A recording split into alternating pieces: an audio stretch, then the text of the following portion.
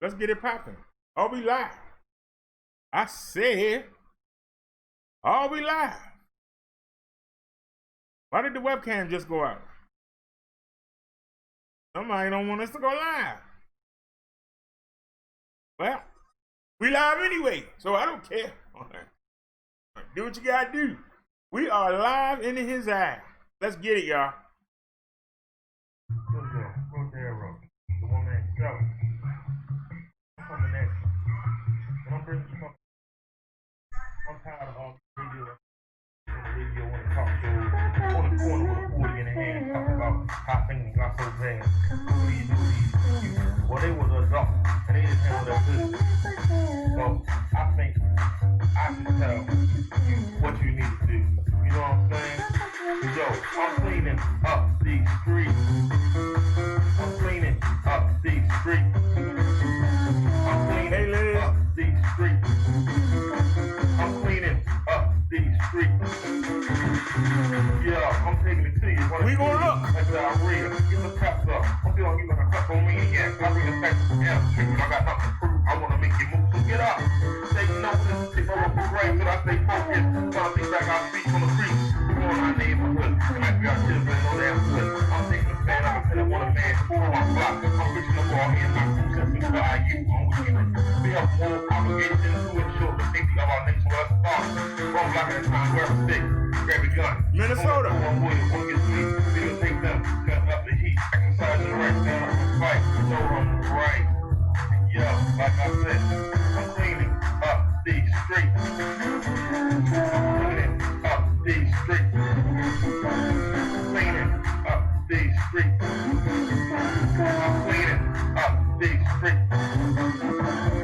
Yo, if you're a man on my body, you have to get hot. One, I pick up your porch. The other report, you suffer favor. You know your neighbor. Just like if you back and do it home like this, you all know them. Come on and do what you said. One from the new bread setup. Come on and do what you said. No one cares. Hey, better use them and get you that some attitude. The crime. The pencil and broke. Nobody told us we want people to make you afraid of your own security. We are our sons or our daughters. We get the best for a quarter. Now, that's all we can talk about. But that hands on the mother. He ain't doing nothing. Ain't no excuse to stop fucking your fucking good reputation. And how we gonna prove your situation. Anything about own street. Who cares about the man and the police? Like I said, yo, I'm cleaning up these streets. I'm cleaning up these streets. I'm cleaning up these streets. I'm cleaning up these streets. Hang around the Pootiverse. You gonna see. How can you cope on that? I told you I'm telling you, go work together. Using and abusing their body for some crack, calling their body for smoking better than baby. Because we that turn. Come on, let's do what I said. Don't ask no Republicans for no help. You'll be dead before they come around.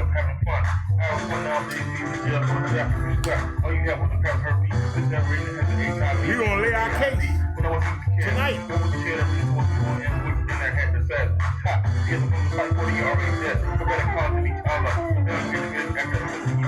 And the last thing you need is these packs on your belief. But if you rise up first, it's a community sheet. So like I said, y'all. Hold on. Yo, honestly, I'm cleaning up these streets. No more drugs, y'all. I'm cleaning up these streets. Taking out you thugs, I'm y'all. cleaning up these streets. You dealers got to I'm go. cleaning up these streets. Even you pimps and hoes. Come on, get them out of here. You know what's going on outside your door. Tell the Republicans they got to go. What are you doing when you think they're doing something else? That's all I'm saying in this song. It's our problem. It ain't the man's problem. It ain't the man's problem. It's our problem. I told you something on that dumb stuff. I'll miss you. Take responsibility. Hey, man. Yo. I'm not fast enough. Hold on. The one man show. There we go.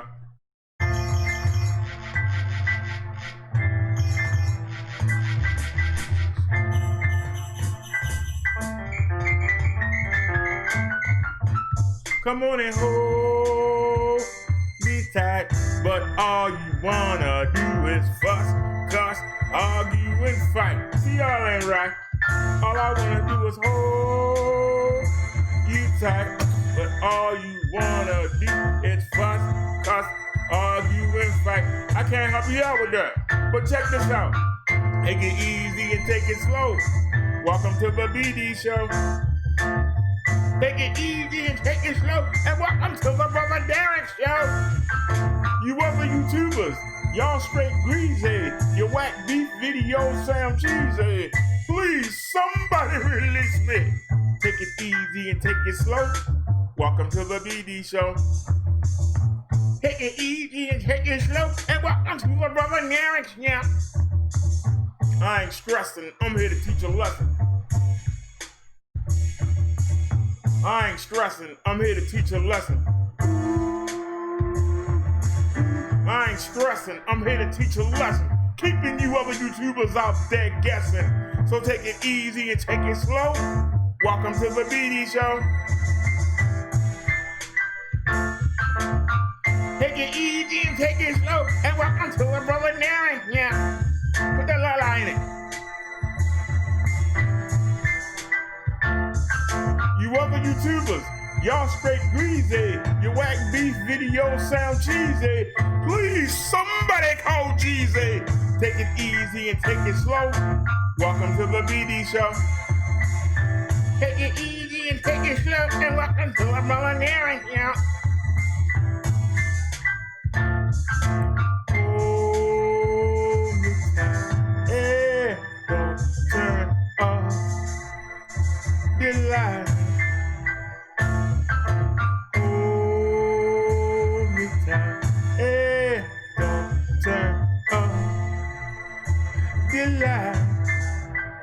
Bring my beat back. Oh, midtown. Hey, don't turn off the light. Don't turn off the light. But take it easy and take it slow. Welcome to the BD Show.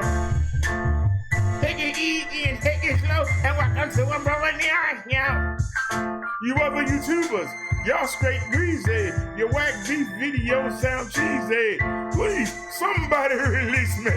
Take it easy and take it slow. Welcome to the BD Show. Take it easy and take it slow. And welcome to the Brother Derek Show. Put the la in it. Oh, midtown. Hey, don't turn off the light.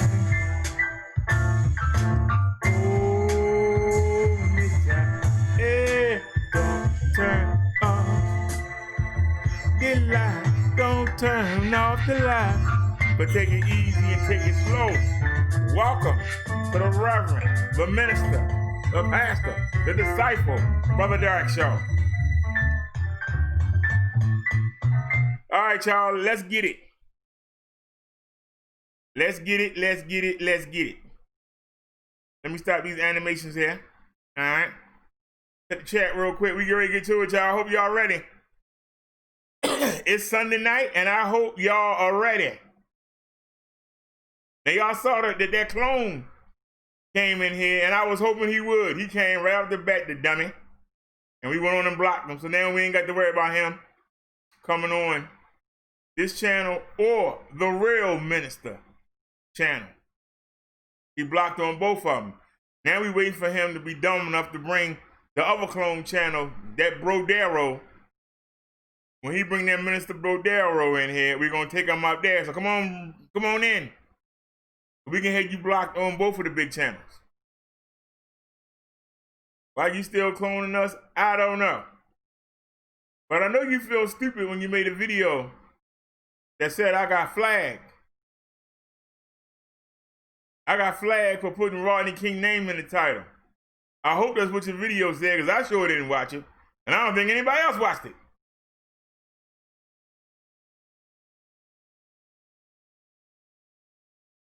But we got flagged. And it wasn't a flag. They took the video down.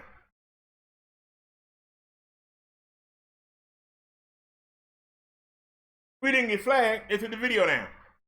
And they blocked up the Stream Classic. It would just show that video looping. Supposedly they took it down, but they kept having a loop and I couldn't restart. And we had to find a different way to come live, and we did. And we still did the show.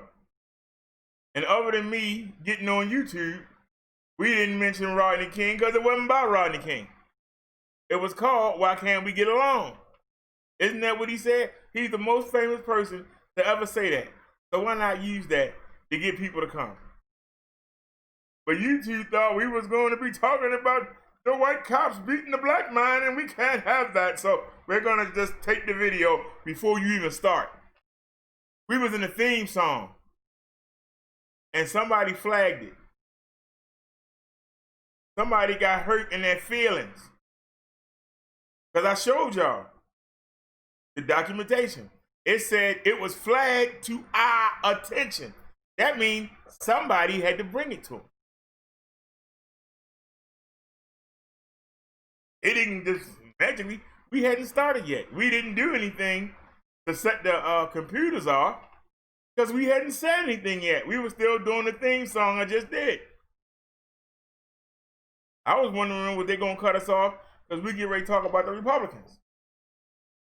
Now, for those of you that's coming over here to defend them, before you do, you better get ready.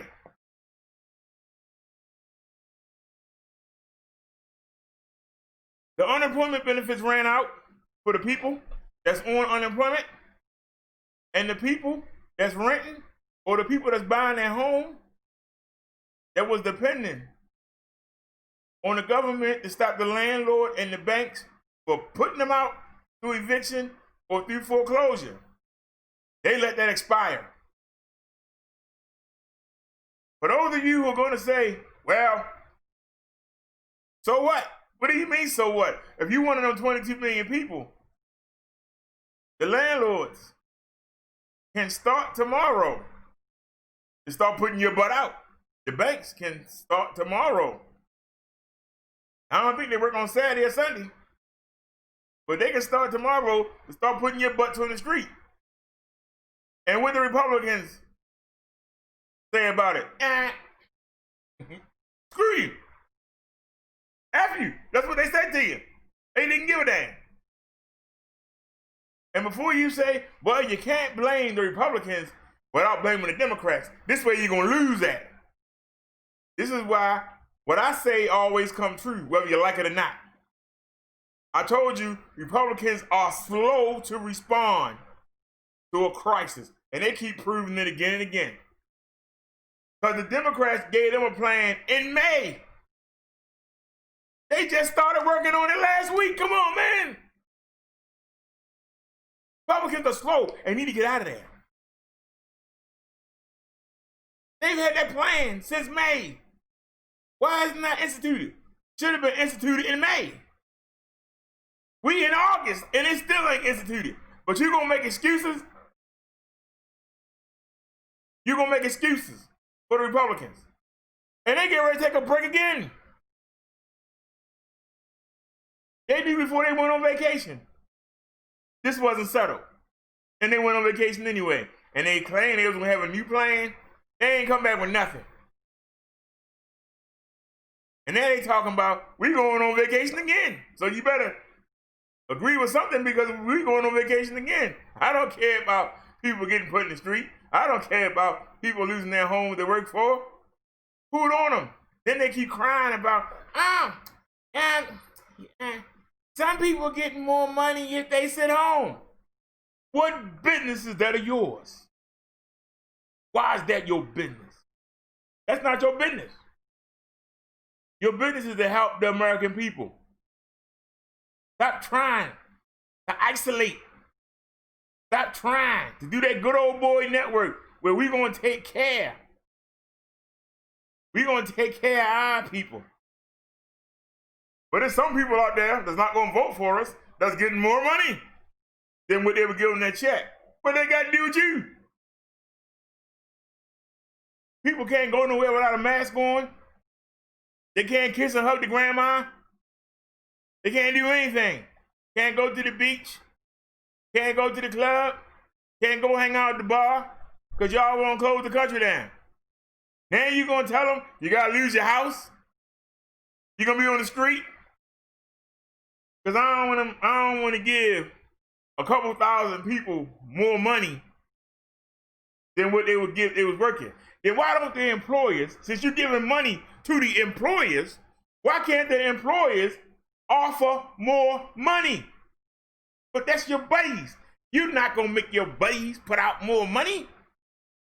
The last bill that went out had more money for businesses than it did for the American people, than it did for the hospitals, than it did for people who really needed it.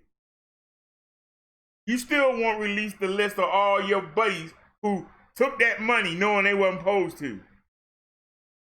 And now your excuse is the Democrats had something in there where some of their people will get tax cuts. We don't give tax cuts to people that vote Democrat. That's not going to benefit us. No. But Donald Trump wanted to give a tax cut to everybody. You said no. We got a theme here. There's a theme. I don't know if y'all ain't paying attention, but there's a theme here. You don't give a damn about nobody. The fact that you went on vacation when you had months to settle this, and then you swore, I'll come back with a new plan, and you came back in the first week, there was no new plan. Then about Wednesday, you bring a plan out.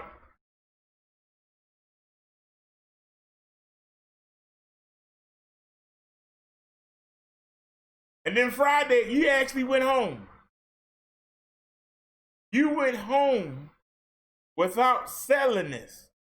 So you told the American people, kiss your butt. Now, hold on. Liz says, well, the ones who made more than their normal paycheck do with the money.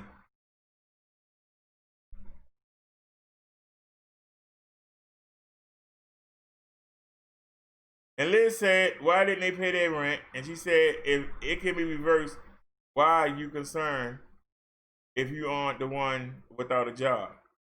Why am I concerned? Because when I did work, I was that worker. And they was killing me in taxes. And tax time, I wasn't getting nothing but $100 back. They were taking over $100 something a month from me in taxes. At the end of the year, I only get $100 back. Some of y'all get $1,000, $2,000, $3,000 back. I didn't complain.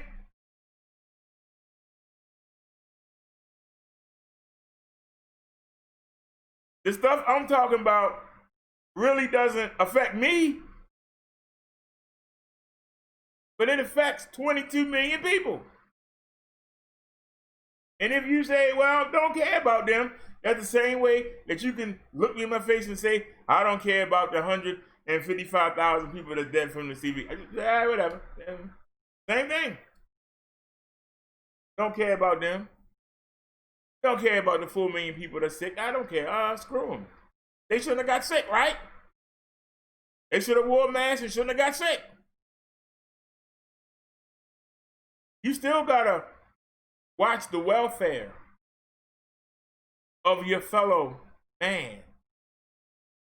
Remember, I told you in the Bible, love Jesus and God first with all your might, heart, and soul.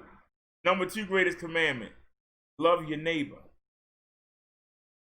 And this is the problem with the Republicans. They don't care about their neighbor. While they should have been dealing with this, they worrying about Confederate statues. Instead of dealing with this, they worrying about riots. If you do what I say and lock everybody down for 16 days and have the National Guard to go up and down the street, there ain't no riots. But you won't do it. But you'll send soldiers up there to stop a riot, but you won't send nobody to stop spreading this disease. Do you see the retardism that I'm pointing out? Now, Liz said, I'm asking you about the ones who specifically chose not to pay their rent. She said, I am concerned there were some who chose not to pay their rent. There probably were. I'm sure there's a lot of people that probably couldn't pay the rent. The landlords got to make that money too. But they got money to give to them businesses. They got money to give to the airlines. They got money to give to the resorts and the hotels. They got money to give to other countries. Why wasn't there a provision to give money to those landlords in case people defaulted? Why wasn't that a provision in the plan? If you really cared about the people, you would know if you tell people, hey, landlord can't evict you, you ain't got to pay rent. What are some dummies going to do? They're not going to pay rent. Let's say you can't group everyone together. I say it again.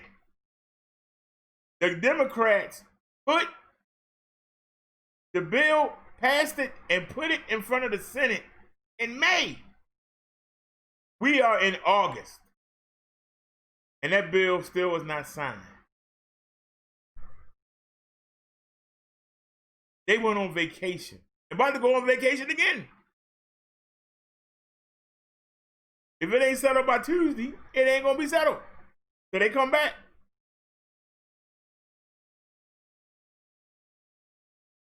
Then they had the nerve to say, well, we'll agree to a 2-week. We'll put everything back for 2 weeks. And then we'll come back and talk about it when we come back off vacation. Oh, hell no. Get them out of here, man. Get them out. Get them out. Wherever state you win, you see a Republican, vote them out. You don't need them.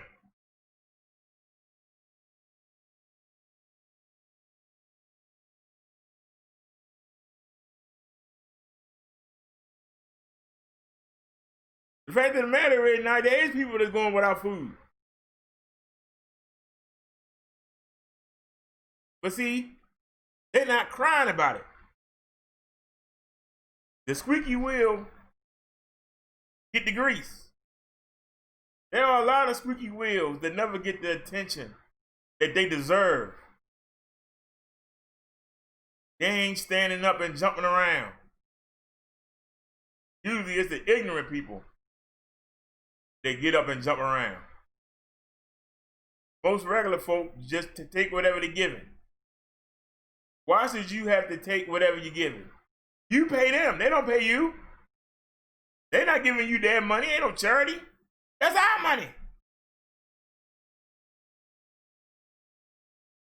I know for 40 years. I know I put $100 a month in that daggone tank for 40 years. 100 plus. I'm just talking about Social Security.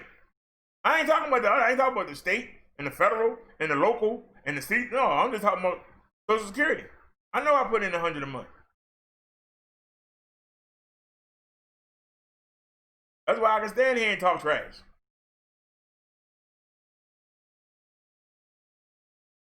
I put money into the system.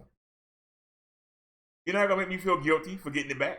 I took care of the people that was on Social Security when I was working, and the people that's working now, they're supposed to return in favor. Put something in, you're supposed to get something back. That's how the country works. But the Republicans are not doing that. Some of them people was only getting $100 or $200 from that state. That money was necessary.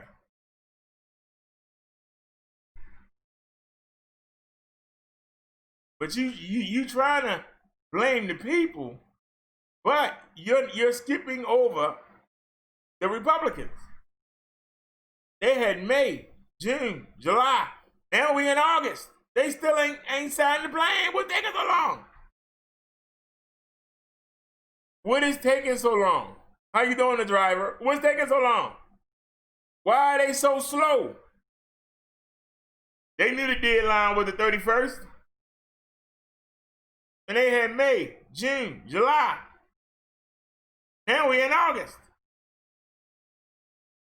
They slow and they don't care. Y'all think that I'm kidding with you. They slow and they don't care.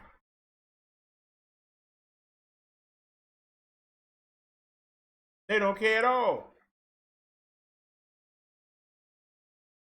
And they still. Now Liz says you had to realize all the money they've been given. Who pocket? Who reached in their pocket in the Senate and gave somebody some money? I'll listen. Because Canada gives their people $2,000 a month. They've been doing it. They give their people stimulus of $2,000 a month, all the way up to January. Is Canadians better than us? Are they richer than us? Ain't we the best country in the world?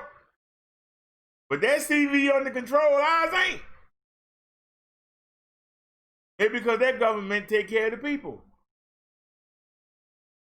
Our government only take care of the well-to-do and give crumbs to the people. Liz says not everyone qualifies for a stimulus. Well, in Canada, everybody get a stimulus. And for those of you who are going to say, we ain't Canada, I know I can go on many of a comedian channel and find jokes about Canada. How they this and how they that. But they sure showing us up right now.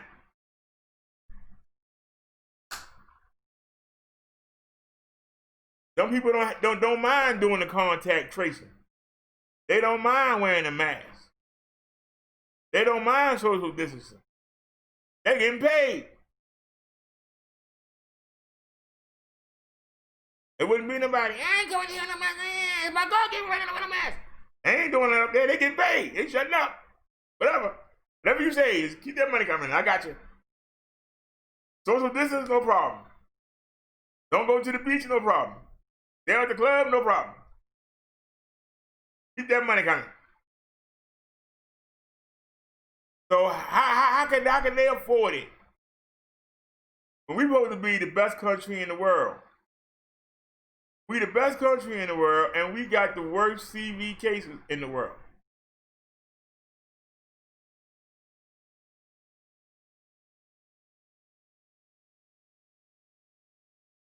But we got senators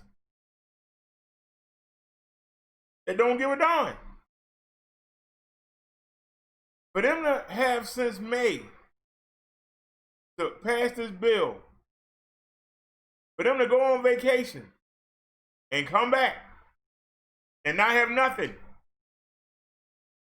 It's been 2 weeks since they've been back. They ain't done nothing. They had the nerve to go on vacation. Now they about to go on there again.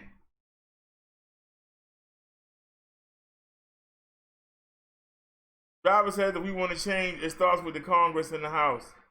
Liz said, I am fortunate to still have a job, but if I was someone that lost my job, I would save my money given to me to make sure there was a roof over my head. Well, Liz, I hope that most Americans did that. If they did, they all right. Because if you see how the Senate been working, you shouldn't depend on them.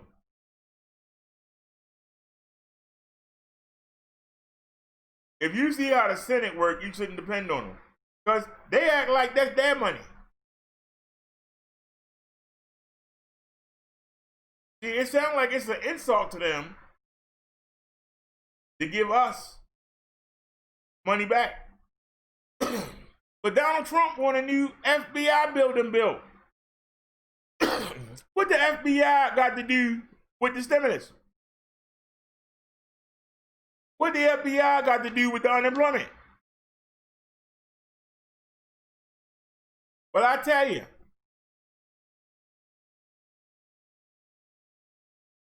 he wants to put that building, ain't nothing wrong with the one we got.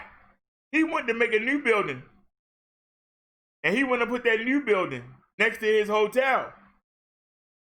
If he don't, another hotel operator can get that land. And then they'll be competing against Trump's hotel. That's why he want $2 billion for a new FBI building. Why can't you just update the old one? He want a whole new everything. He want that because he don't want no competition to come there and compete with his hotel. But you gonna tell me that the Republicans are for you, right?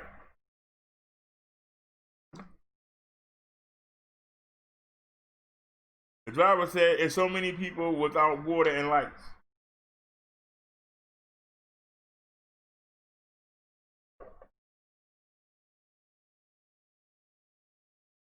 Have you seen the numbers? The Republicans think that the disease don't exist or that it's going to go away. They keep talking about opening up. They still talking about opening up. And you know today's Sunday. The number's going to be lax a little bit because it's Sunday. But by the time Thursday roll around, all the people that didn't go get tested today, that was out there at the beaches, that was in the clubs freaking on each other, numbers going to shoot up again. And you know it. Every weekend, they always take till Wednesday or Thursday, numbers shoot up. Hey, the driver, since you here, I said that by Monday, you was going to pass Maryland. North Carolina been passes. But I said, by Monday, y'all were going to pass us. We haven't looked at the numbers. We got videos to look at. We give it on prove my point. But since you're here, let's go look at the numbers first.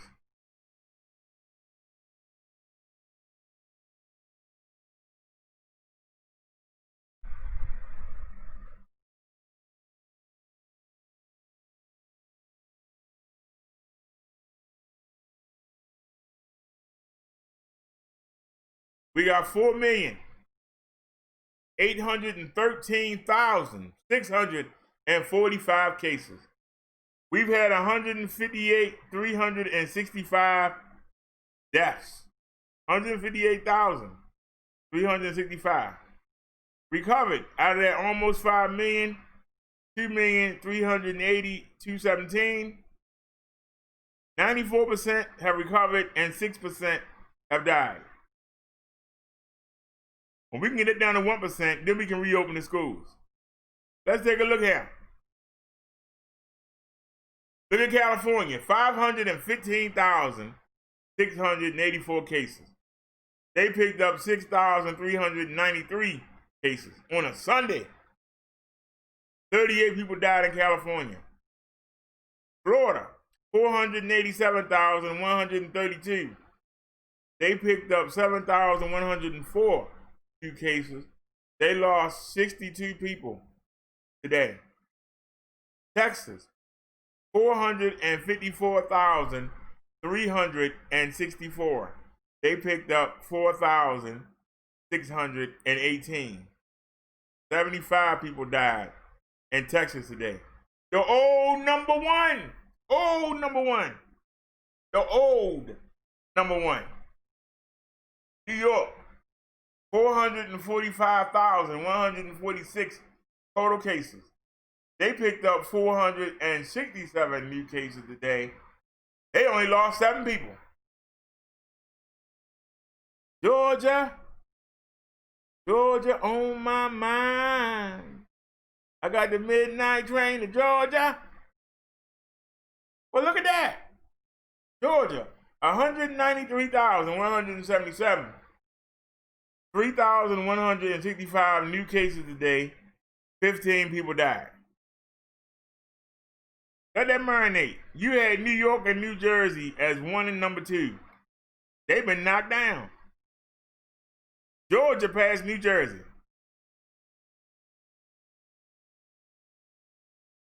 So, I told y'all, I tried to find the video, I can't find it. Anybody find the video? It was in April when Trump was saying, look how California slowed down and stopped it. Look at states like Florida and Texas. They don't have that problem. Yeah, well, Donald Trump, you idiot.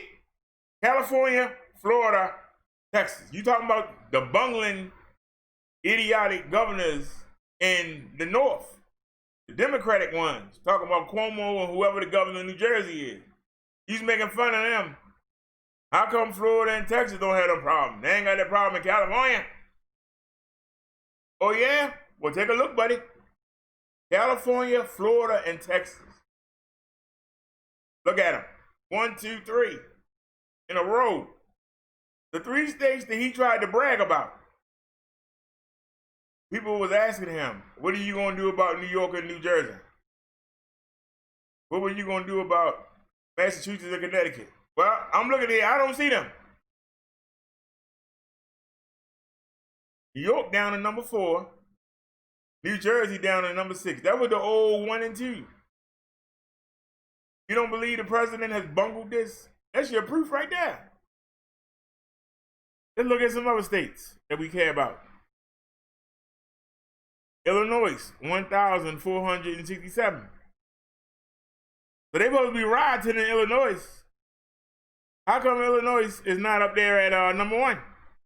If the rioting is spreading the disease. That's what the Republicans believe. And we're going to show you. Arizona locked down twice. And look at them. 178,467. They picked up 1,465 cases. They lost 18 people today. North Carolina. Remember North Carolina was doing 20 cases a day when we started. Look at them now. 125,551. 1,673 new cases. 14 people died in North Carolina. Look at Louisiana. Stay off of Bourbon Street. I say it every day. Check it out. 3,467 new cases. 57 people died in Louisiana today. 57 people.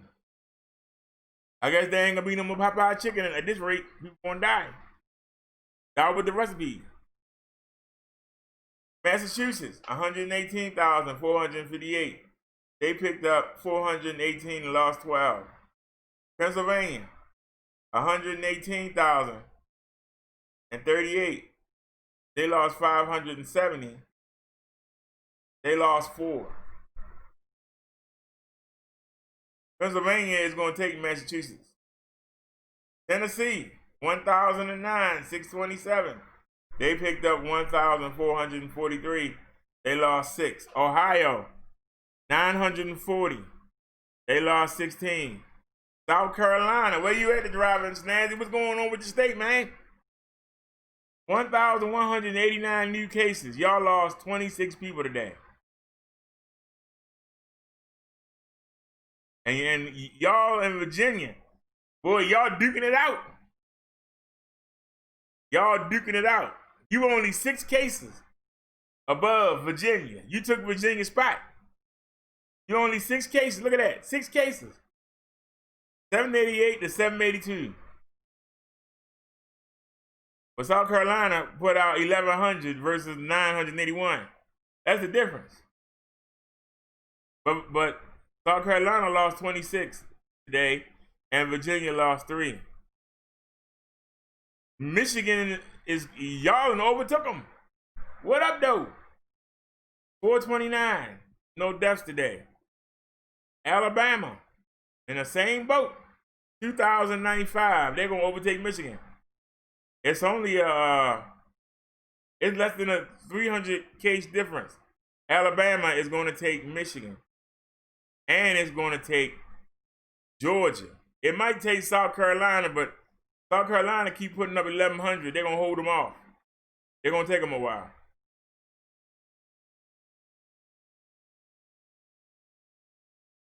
My state, Maryland, 909 cases today. Wasn't enough to hold off Alabama. But they're 2,000. But we lost 9 people today, and thank God I ain't one of them. Indiana, 735 cases. They lost 4. M-I, a crooked letter, I. Crooked letter, I. Humpback, I. They picked up 672. They lost 10 people. Washington picked up 200 and lost nobody. Minnesota. I thought the riots caused in the CV. But Minnesota only got 759. New cases and lost 8. Anybody rioting in Wisconsin? They got 922. They lost one. Look at Missouri. Missouri, tighten up. They only had 32 and lost nobody today. But look at Nevada. We watched Nevada shut down a couple times. And guess what? They picked up 1,100 cases today. No deaths, though. Connecticut, no stats. Colorado, 449. No deaths. Iowa, 482, 5 deaths. Arkansas, 637, 4 deaths. Utah, 473, 1 death. Oklahoma, 494, 1 death. Kentucky, 462, 2 deaths. No stats for Kansas. Nebraska, 311, no deaths. Idaho, 230, no deaths. New Mexico, 220 new cases, 3 deaths. Oregon, 280, 1 death. Rhode Island, no stats. Delaware, 72, no deaths. Columbia, 69, 1 death. South Dakota, 88 new cases, 1 death.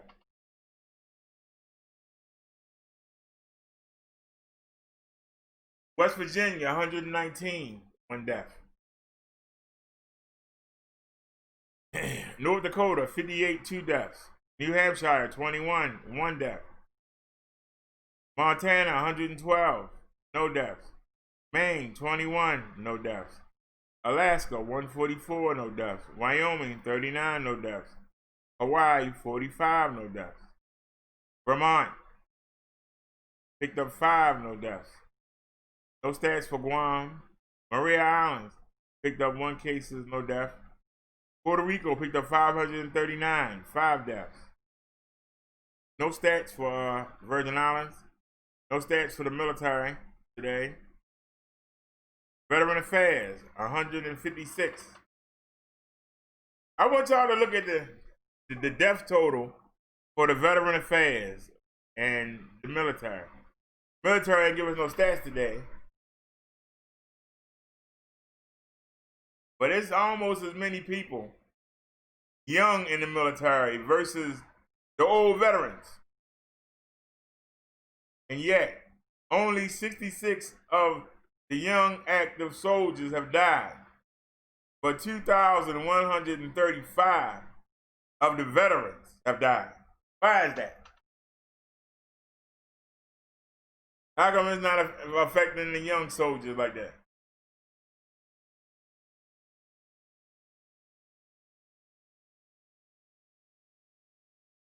But 66 still died. But we can do the same thing with the school children. Well, the school children are going to be like the U.S. military on your screen. They're going to be just like them. So we might have 66, 70 for every 2,100. Would you like to lose your little granddaughter? Your little grandson? You like to lose your child? Want your child to be one of the 66? Send them to school. Federal prisons, they picked up 20, no deaths. Look at our stats here. 4,813,645 total cases. New cases, 49,036. Total deaths, 158,365. Deaths today, 467, because it's Sunday.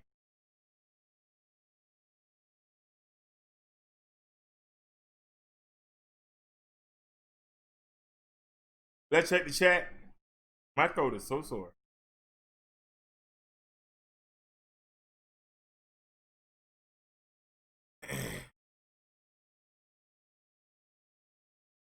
The driver says, it's so many people without water and lights. People can't catch up their bills because of virus. Naya said, yes, driver, it will be the start of FEMA camps all around. Driver said, right, Naya. Driver said, BD, it's all about money. Liz said he was wrong and he realizes that now. But whether or not he wants to admit it, Liz said BD hearing the numbers is depressing. The numbers are going up everywhere. Yeah, that's why I showed all of them, all 50 states. Even the ones that didn't have no problem. It's showing 21, 22. It's only a matter of time. You see everybody see it's a shift going on. The places that didn't have the problem in the beginning, now they having it. That was that the problem is the government is in so much debt. The government can't afford to keep giving out money. That's their excuse. I don't agree. That's not our problem. How you doing, Sam? We paid our money into the system. The same way the Canadians did. The Canadians get $2,000 a month. They've been getting that since May. $2,000 a month, every citizen. I'm sure they got debt too. And if they don't have debt, then that means that they're handling their business better than the government is, which makes us look even more sad. That makes us look even more sad, doesn't it? Canada can afford to do it, but we can't. But we can give business money to the airlines. We can send troops to go over there and defend somebody else. We can make sure the cruise ship lines is going. We can make sure that all these businesses that nobody even needs. Luxury stuff. We can make sure that luxurious stuff run. That was at one point we were going to have a meat shortage because the meat plants, the people who had the CV, they didn't want to come to work. But see, they don't care about that.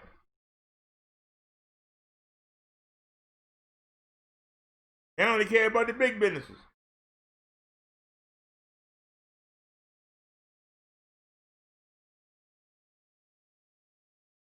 Somebody need to invent a good electric car, and we need to go to it and stop using oil and see how long it take them to come back begging.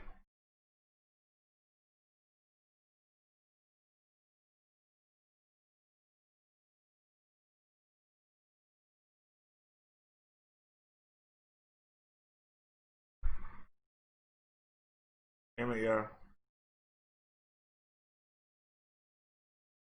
This thing went way back. We don't need to go that far back.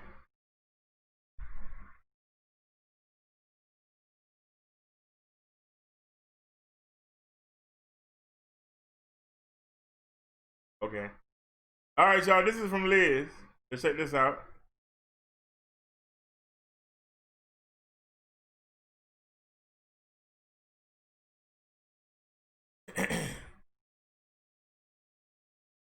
Thousands of Texans are getting rapid results.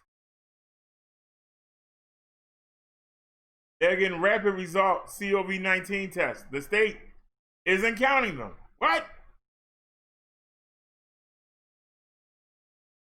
The government official data on the coronavirus outbreak is startling. More than 4.6 million cases in the U.S., more than 144,000 in Texas, more than 70,000 in Harris County. But those numbers don't include all positive COVID-19 patients.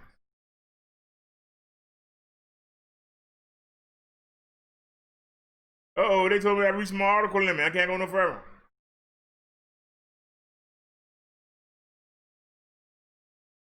Scratch that one.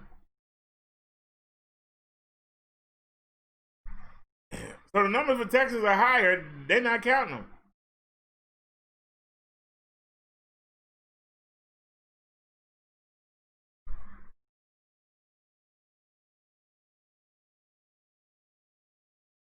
All right, let's get it. Commercial, turn the volume down. I gotta go to the bathroom.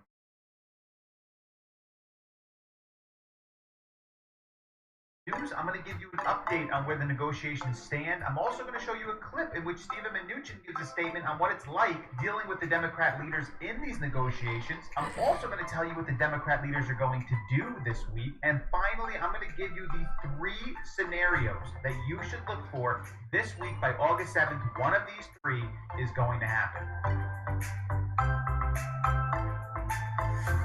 Welcome back, everybody. This is your stimulus update for Sunday, August 2nd. Right now, things are going a little better. The reports coming out from yesterday from both sides is that the negotiations went a lot more smooth. There was more agreement. And probably what was happening is the hard lining stopped. They softened up a little bit. They realized, wait a second, we got some things in common here. And those areas where they finally realized we have a lot in common with the next stimulus bill is sending out more money to the American people. Also continuing to fund hospitals, giving more funding to schools and to research, and also unemployment. However, the unemployment area leads us into where they have a big disagreement. The fact of the matter is Democrats want to continue it at $600 a week through the end of 2020. Republicans want to continue it at $200 a week and then put it to this 70% number starting in October. There's also a major disagreement when it comes to funding state and local governments. The Democrats want to fund state and local governments at about $1 trillion. The Republicans don't really want to fund state and local governments at all. And so the United States Secretary of the Treasury, Steven Mnuchin, who's really negotiating on the side of the Republicans in the Senate and the White House on this, gave a statement today in which he updated how those negotiations are going.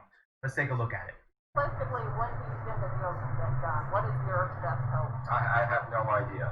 So what do you say to people out there who are waiting on you? What I say to the people out there is, tell the Democrats, let's do a short-term deal. The two issues on evictions and unenhanced unemployment. We're prepared for a deal for a couple of weeks while we negotiate. I can't speculate. As we've said before, we're very far apart on certain issues. Yesterday, I would say, was a very different tone and a very productive discussion. We're having the staff meet today. We thought it made sense to have the staff do more work. We'll be meeting tomorrow. So, look, if we come to a compromise, we can reach an agreement tomorrow. It would require a substantial move from the Democrats on a lot of issues. All right, United States Secretary of Treasury Steven Mnuchin there. Remember, he's negotiating on the side of the White House and Senate Republicans. And we get a lot of important statements. First off, he says no idea when a deal can be done. And then you hear a little chuckle in the background. But then they ask, well, what are you going to tell all the people? And then what he does is he squarely puts the blame on the Democrat leaders. And he says, you want to tell the people? Go tell them to tell the Democrats to agree to a short-term deal so we can continue to negotiate this thing out. Now, Pause. Stop right there. This shows you they don't give a damn about the American people. They don't give a darn about the American people. Instead of saying, hey, we going on vacation, we don't care what happens. We'll deal with it when we come back off our second break. They trying to say, look to the Democrats. I'm not for the Democrats either. But they've had a plan since May. Now you want to do a 2-week plan so you can go on vacation. Let that marinate. They want to do a 2-week plan so they can go on vacation. Is anybody hearing that? Well, we going on vacation. If you want us to give you something, we'll give you a 2-week plan, and then we'll come back. And you'll come back off vacation, and then you'll BS around, and then say, well, Congress has ended for the year. Screw you, American people. That what you're saying? You keep putting stuff off instead of handling it. But let's look at the unemployment. Okay, they don't want to do the 600. Why not 400? Well, some people will still get more money than with the money that you're giving to the businesses. Make them compete with that and spend some more money and do something for the American citizen.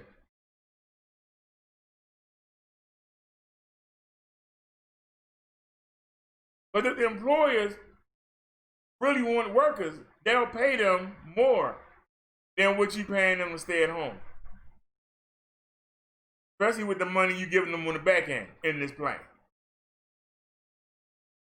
Gave money last time. People still sitting at home with unemployment. You're giving the businesses, small businesses too, you're giving them money this time. Let them be more competitive and get the people to come off of it.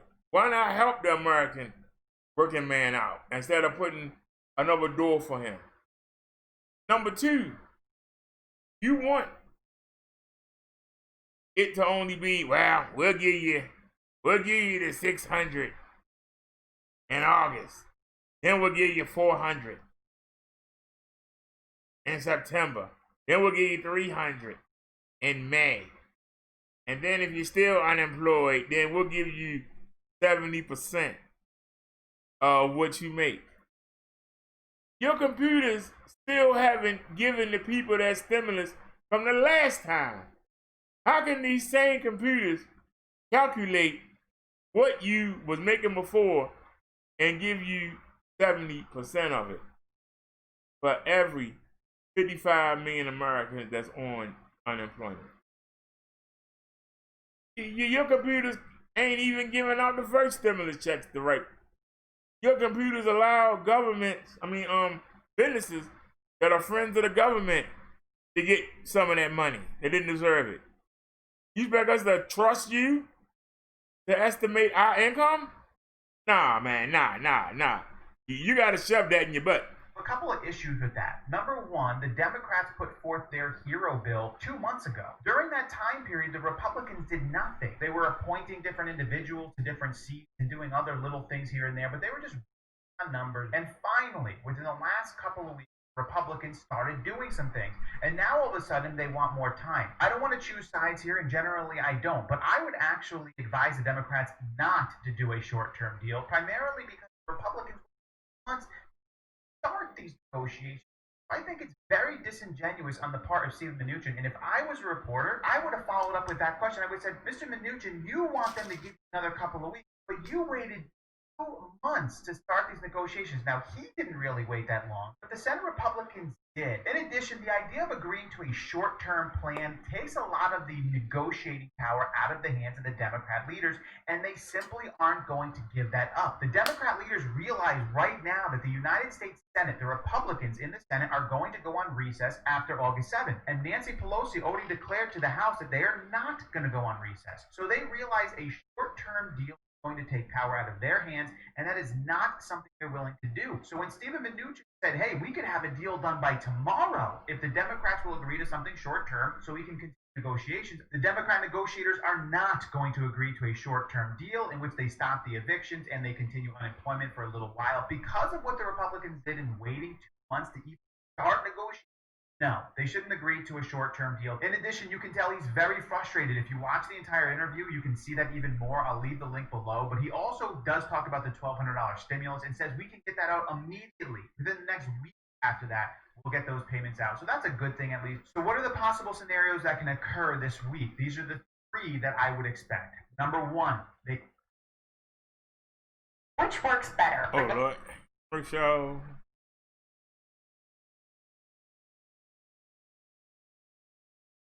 to get a deal done. The Republican and the Democrat negotiators meet in the middle somewhere around $2 trillion. They fund more stimulus payments to the American people. They continue unemployment boost probably at a much higher than $200 rate, maybe $400 to $600 for a certain amount of time, and then change over time. They're going to give more money to local municipalities. They're going to give money to schools and hospitals. There's going to be liability protection. It's all going to be a compromise in the middle. And they're going to get it done by August 7th. Scenario number 2, there is no deal. By August 7th, they can't come up with anything, and the Senate is going to go on recess. Meanwhile, the House is going to stay in session. This is going to be a massive debacle that's going to be put forth as the Republicans, as Democrats refuse to do anything with us. They wouldn't do a short-term deal. They wouldn't do any compromising, nothing. And the Democrats are going to say, we're still here on the Hill. We're ready. We're in session.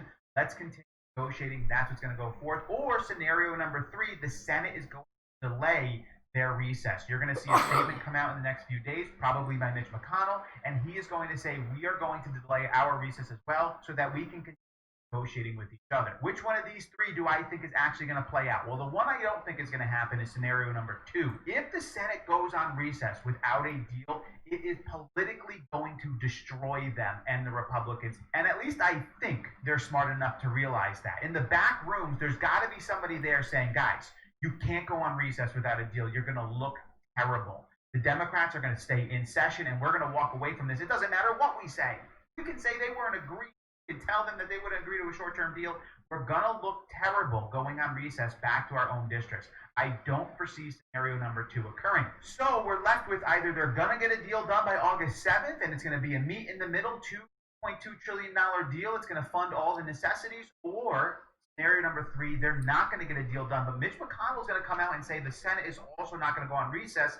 I think it's a 50-50 throw-up between the two on what to expect. It all depends on how hardline each of these groups want to stay, but that is what you should expect coming up. That's what we see from this statement from Stephen Mnuchin. That's what we see from statements from Nancy Pelosi and Chuck Schumer. In my opinion, I don't think they're really going to come up with a deal. I think that Mitch McConnell is going to have to delay recess, and if he doesn't do that, man, got a political issue for him and the Republicans going forward. But what are your thoughts? Do you agree with me? What scenario do you think is going to happen, or do you foresee a different scenario that I did not list? I know that there are others, but I didn't think that they were worthy of putting on the list. But maybe I have one.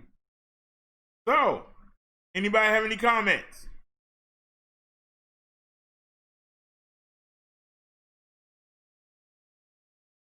They had months to get this done. They went on vacation. It's been 2 weeks since they came back and ain't got nothing done. If I was a Democrat, why would I agree to a partial deal and lock myself in when I got you on the ropes? Because if you take that second vacation without dealing with this, you done politically. Because the Democrats are staying in session and the Republicans are going on vacation. How they look? How did that look? Democrats cared enough to stay. Republicans was like, screw you. See you wouldn't want to be here. Voting time coming up in November. People are going to remember that.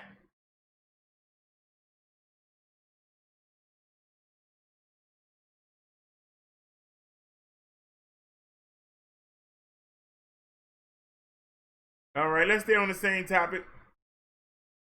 Oops. Y'all see it? Yeah, you can see it. Information on the next stimulus checks and new updates regarding the entire stimulus package. Yesterday, I broke down discussions between Democrats and Republicans that ended around 1 p.m. Eastern time, and I broke all of the discussions down right after that. Well, this morning, we have follow-up updates to that discussion, and they gave us a little bit more insights on the stimulus checks. Let's get right into this. First, Bloomberg and ABC aired several interviews this morning. First up, Treasury Secretary Steve Mnuchin, who's also going to tell us about the stimulus checks. Mnuchin was asked, quote, "When can the deal get done?" And he said, "I have no idea." And he was immediately asked, "What would you tell people who are waiting for the $600 unemployment benefit to resume?" Keep this in mind. This will be entertaining when we see a counter response, so hold on. But he says, quote, "Tell Democrats, let's do a short-term bill." So basically, he's blaming Democrats. He's pointing the finger at Democrats for holding up the $600 benefit. That's because he believes, hey, we put forward the idea to extend unemployment benefits for a week while we negotiate, and Democrats said no. The two issues right now at hand are evictions and enhanced unemployment. And Steve Mnuchin says they're prepared to do a deal on those items. Now, again, keep this in mind because it's going to come up again. He goes on to say, we're very far apart, but yesterday was very productive, and today is the staff meeting. In the meantime, he says we'll meet tomorrow, and if a compromise can be reached, we can have an agreement as early as tomorrow. Tomorrow's Monday. Now, he says this agreement would require a substantial move from Democrats. If Democrats wanted to meet today, he says he'd be there. But today is a day that the staffers are meeting, presumably to hammer out the actual text and iron out some of the details that don't get done in maybe a broader negotiation. Then he was asked about stimulus checks. And this is where I have to quickly mention, yes, the video is sponsored by life insurance that you can get in as little as 5 minutes, and 2 free stocks with Webull when you deposit $100. Okay, what about stimulus checks? He says, the president supports the same amount, presumably the same amount as last time, the $1,200 checks. This is despite the fact that Donald Trump mentioned, maybe somewhere around 3 to 4 weeks ago now, that he supports larger check. Well, now Treasury Secretary Mnuchin says right now, as it stands, the president supports the same amount. That's $1,200, with minor changes allowing more to get it.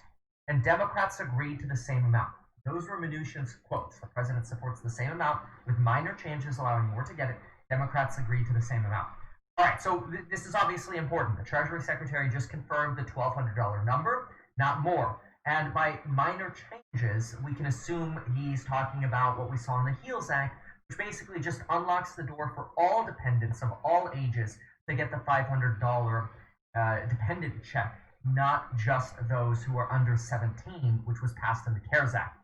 In terms of speed, Treasury Secretary Mnuchin says, if we pass a bill this week, quote, I was ready for that commercial.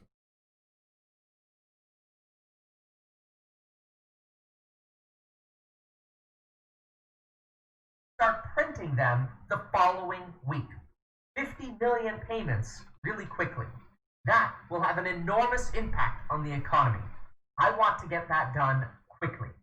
Then, after this, and this is good, let's take a quick moment here just to see, okay, that's not bad. If he could print these checks within a week and get the first 50 million payments out like right away, okay, that's awesome. That's great news. That means if they pass something by August 7th, he thinks he can get the first round of checks out by the second week of August, by August 14th. That's really good. That's optimistic. And we've heard Mnuchin say in the past that, hey, we've got the process down so well now, we can print these checks pretty fast. And obviously, they have the direct deposit option as well, which I imagine will go very fast. But after Mnuchin was interviewed, Nancy Pelosi was interviewed. Nancy Pelosi was asked, and remember this. Remember earlier how Treasury Secretary said, responded by saying, hey, blame the Democrats for the holdup. Well, here was Nancy Pelosi's response. Nancy Pelosi was asked, what do you say to people waiting for an extension? She says, I say, talk to President Trump. This is so classic. It's literally like, Stevie, did Nancy Pelosi trip you again? Nancy, why did you trip Stevie? I didn't trip Stevie. Johnny tripped Stevie. Kindergarten. Well, they are about to go on recess anyway. Anyway, she says that the Republican proposal of $200, quote, does not meet the needs of American working families. That's the Republican proposal. Now, this is also very important. Nancy Pelosi indicated that she'd be open to negotiating on the $600 per week amount based on the unemployment rate. This is actually sounding similar to what Chuck Schumer presented in the Senate, when Chuck Schumer said, hey, why don't we just have the $600 boost decline by $100 when we get to different tiers of the unemployment rate? And once we get to like 5.5%, the boost just goes away entirely. Nancy Pelosi appears to be picking that idea up here. The amount of unemployment pay should relate to the amount of unemployment. Nancy's quote. So as that goes down, then you can consider doing less than $600. Her quote again. But Nancy Pelosi then went on to say that there's only anecdotal evidence that people are purposely staying home to collect unemployment and not returning to work because they're making more staying at home. Whereas evidence shows aren't working is generally because they can't work because their industries have slowed substantially or shut down. On a side note, the airlines are getting ready to lay off up to 75,000 pilots, mechanics, and flight attendants starting on October 1st as the Treasury Department's layoff ban approaches. Because remember, the Treasury Department bailed out the airlines? They said, okay, we'll only bail you out as long as you don't lay off people, between now and October 1st. October 1st is now around the corner. Nancy Pelosi then cited a Yale University study proving that the $600 boost will out of poverty and that it's not a statistical disincentive to work. Nancy Pelosi is referring to statistics, whereas she argues that Republicans are only referring to anecdotal evidence that there's a disincentive to work, which just means people are saying, well, I'm making more at home, why would I go back to work? Kind of see a little bit of both.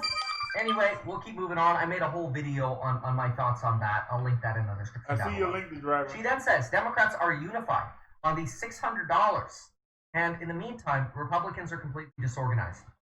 Classic sort of slapback.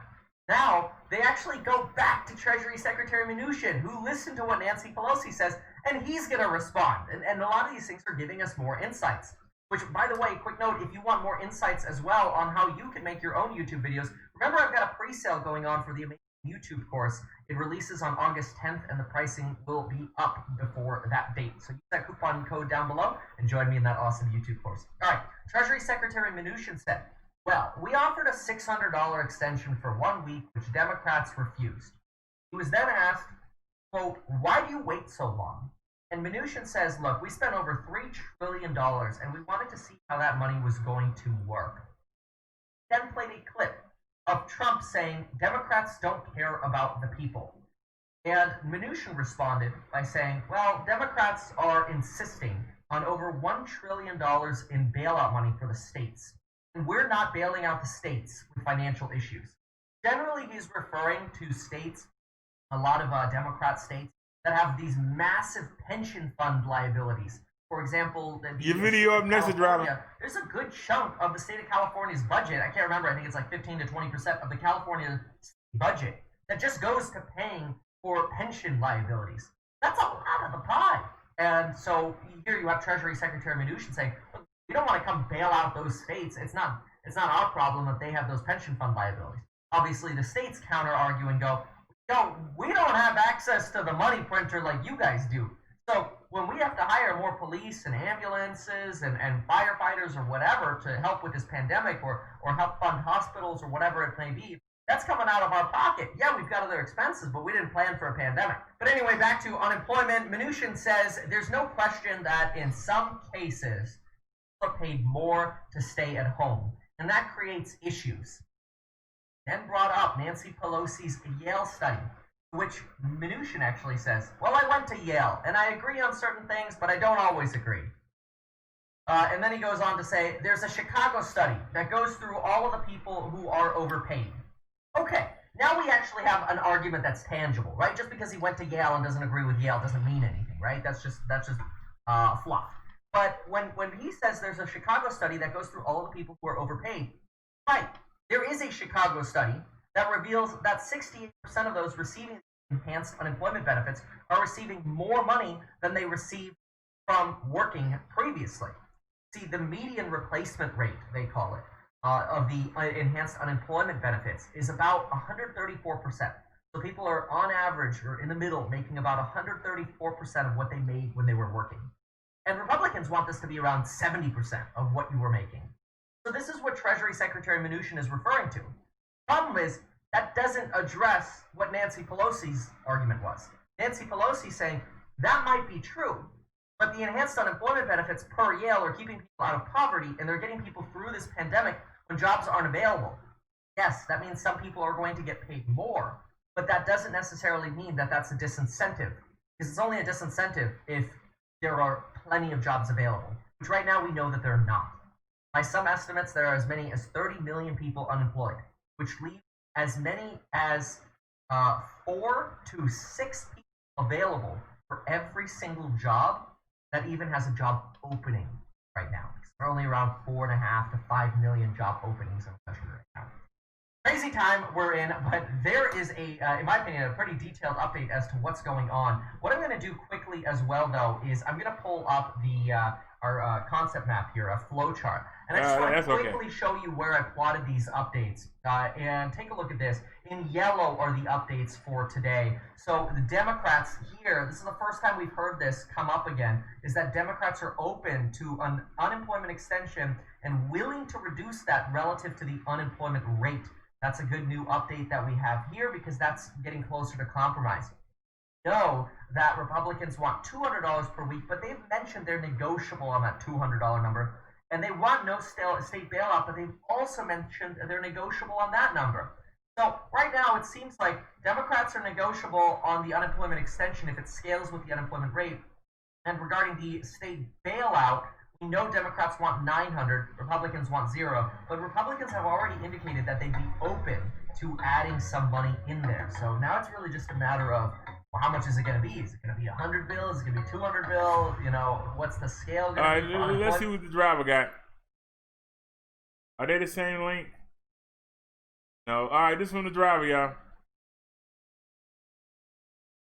Everything's starting to look. Y'all see it? OBS? Yeah, you can see it. All right, skip bad. A Central Florida woman convicted of stealing your money is locked up in jail. It is part of an investigation News 6 has been following since last April. Candace Neal was featured in Mike DeForest's investigation into welfare fraud.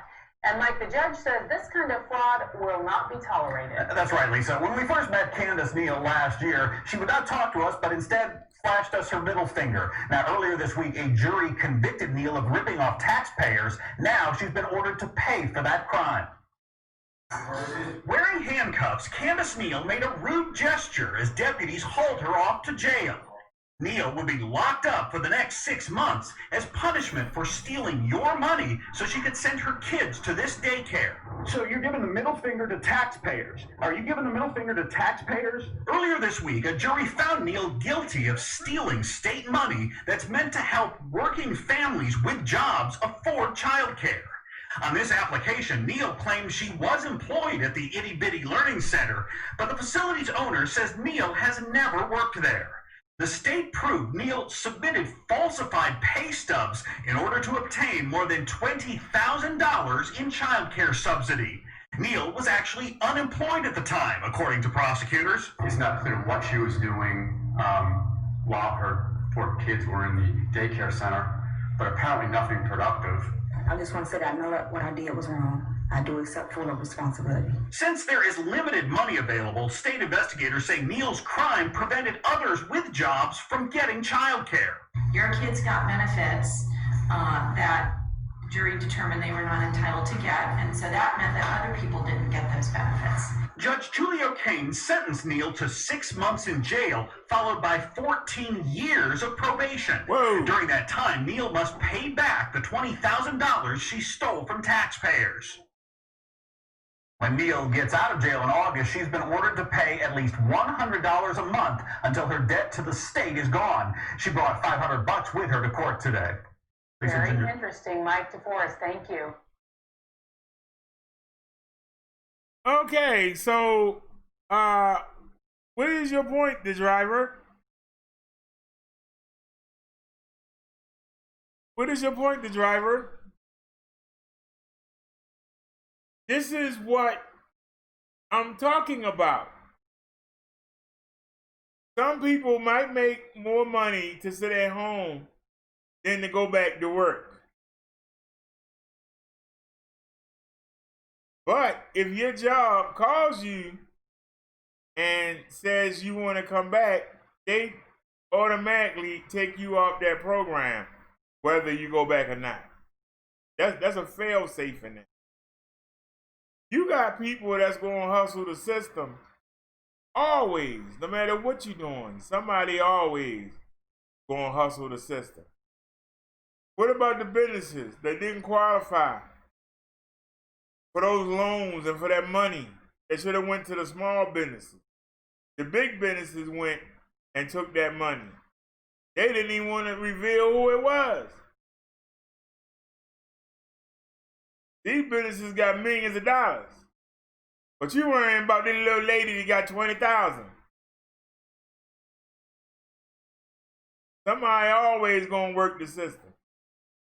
That's just the human beings. Somebody always gonna benefit undeservedly. But you have to expect that, because if you really want to help the people that really need it, somebody always gonna piggyback along that don't deserve it. But that's not a reason to not offer the program. Because what about the 99% of the people who do need it? You don't give them what they need because of the 1 or 2% that might get it by fraud. Sometimes you have to expect. You should expect it. If you're a church and you're giving away free food, you should expect some people to come there that don't need it. You should expect it. That's life. That's why I said, why is it the Republicans' business? If you let the loophole there and 1 or 2% of the people take it, why do you screw the 98% that need it? Y'all understand what I'm saying? Let's check out the second video he got for it. This one, the driver. Exactly what they've been doing.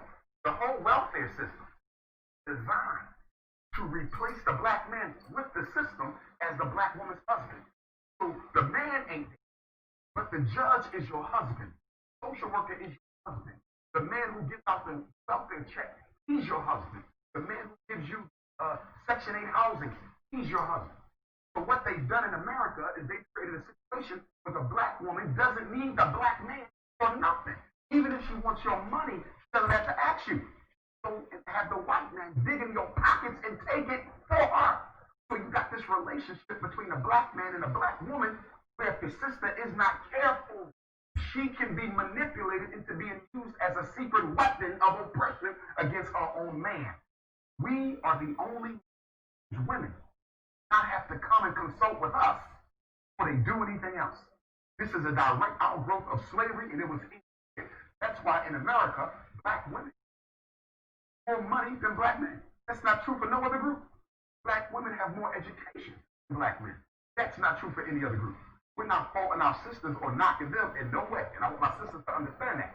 We're just analyzing this system, this structure that's been created that empowers the system. No, you can't do that. Not on my show. I'm sorry. You can't do that, Umar. Not on my show. The same way we just talked about. That 2% of people who defraud and get benefits that are not meant for them. These black women know, but they choose to take them benefits.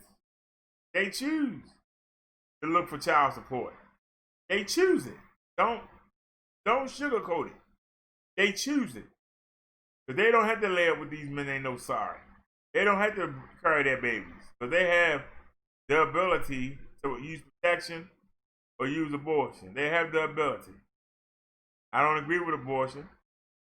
But if you know the man half dead, he ain't gonna do nothing for you. Why would you want to bring a child into this? Why would you not use protection? Man ain't put a ring on your finger. He should not be able to go into you wrong. Facts. The man, and now convinces her that he's worthless and she don't need him to be better off without him. Sisters have to understand that what's being done to black men isn't being done by black men. It's being done by the invisible hand of white supremacy. But a lot of our women can't see this onslaught. And as a result of that, they buy into the mindset that says the reason you fail and I succeed is because I am more concerned about my future than you are. And nothing could be further from the truth. And the black man has to make sure you don't blame the black woman for her excess education or income. Let's use that strategically. If she's making the money, so be it. Pass that money off to us so we can build the institutions. It's not automatically a problem that you make more money than me. It's not automatically a problem that you have more education than me if we can still work together. But if you buy into the mindset of the dominant society as to the reasons why you're doing better than me, then it becomes a problem when you ingest the white supremacy Kool-Aid and start believing in the mythology of the black man based on his white supremacy. The Food and Drug Administration. Now, I'll say, the driver, I agree with the second part of what I played. My only dispute was the woman know what she's doing. And she's okay with it. That's the problem. Most women know it, but they okay with it. Why are they okay with it? That should be the question. Why are they being raised to believe it's okay? You can tell me about the media, you can tell me about, but most people can go on Google and look and see what's going on. Most people can get the information, but why is it that the women are okay with this? This is the question. We understand the way the system was set up by the white supremacist hand. We understand why it was set up. To separate the man and the woman. We understand that. But if we understand that, why do we still use it? But why does the female still go get welfare? Why are there 16-year-olds in school trying to find somebody that's doing a little drug deal and got a little bit of money to knock her up so that she not only can get an apartment, that she can get free medical care, that she can get a check and get food stamps and get that young drug dealer to give her money also. Why is it that they find that okay? That should be.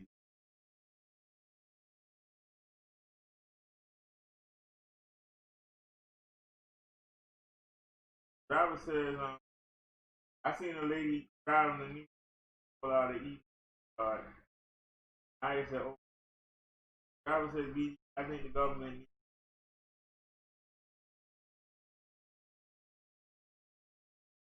I agree, but why is it that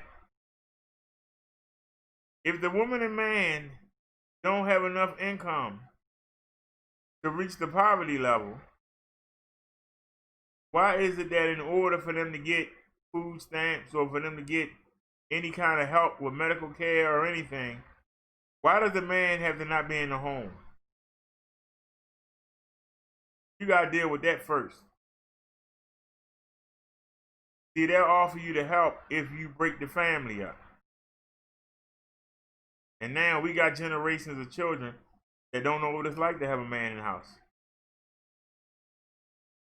They don't respect man. You know, they come by for the visit, you know, and they take the children out. They tell the children to do something. I ain't got to listen to you.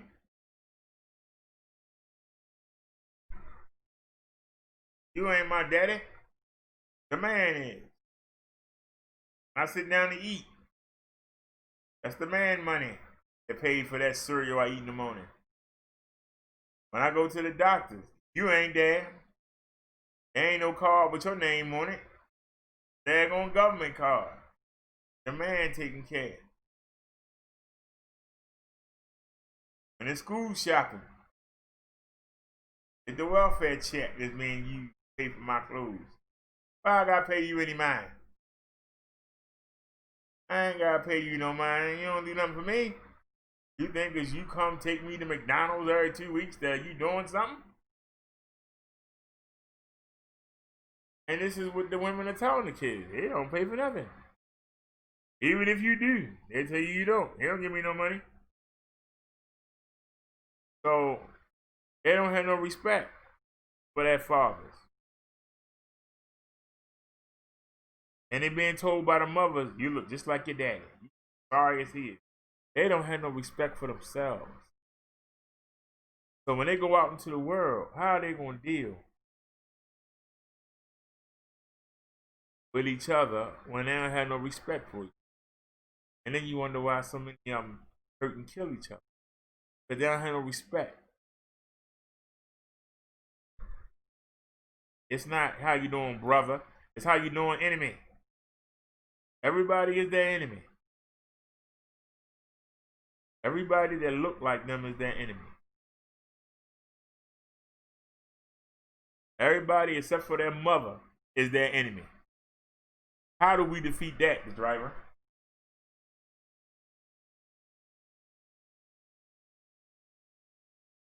The driver says if you buy a new car, that they should have tracked it from your benefit.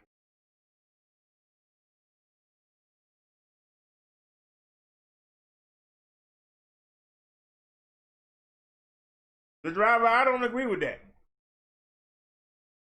Hold on a second. Hold on. I want to talk to the driver. Hey, driver, would you like to call in?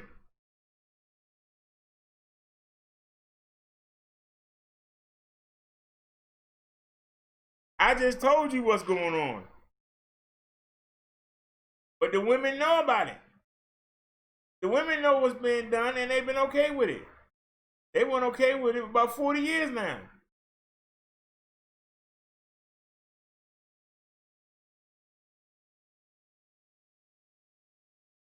Even the woman in the video, you saw how she was flipping everybody off. But then when she got in front of that judge, I realized what I done was wrong. When she was facing that time. Till then, yeah, you owe me that. Y'all crying about $20,000. You owe me that. Because, you know, that's how they think. Everybody owe them something. How do we get the mentality? But that's what I told you. They get money from the government and they get money from the men. And then if the men piss them off, they can go get child support. And then the government, they go take the money from the men. So everything is set up for them to be okay. That's why they don't give a darn. They protect it. They protect it either way.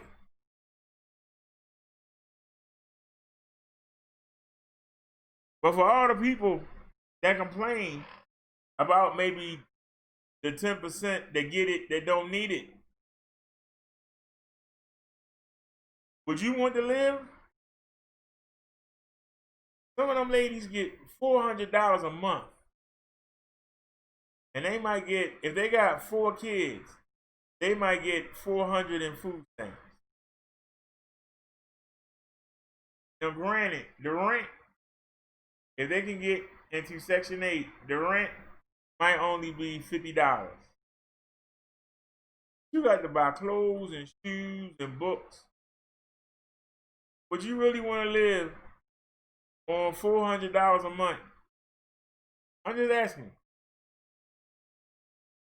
Would you really want to live on $400 a month?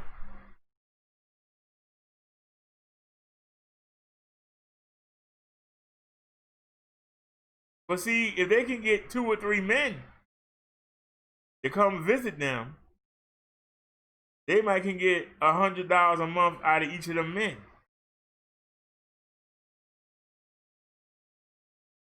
So when you say, you know, if they can get money out the men to come by and visit them, you know, 4 or 5 times of the month, that's how they can afford to get the Mercedes and how they can afford to get nice cars. Because they still get the benefits from the men. That's not on the table.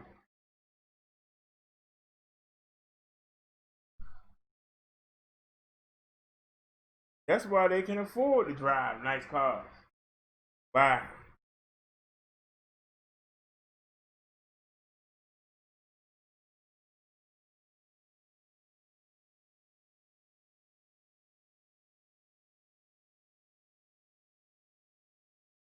The driver says some people are comfortable making $400 a month. But I don't know where, because I get a lot more than that. But I ain't comfortable. And it's just me. I ain't got no kids. I couldn't imagine living on, I couldn't even pay my rent. My rent is $625, $400, I'd be on the street.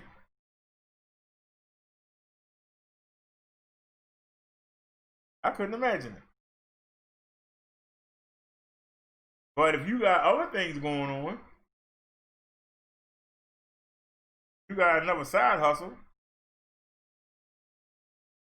then you could be right, this driver. You got another side hustle, you could be right.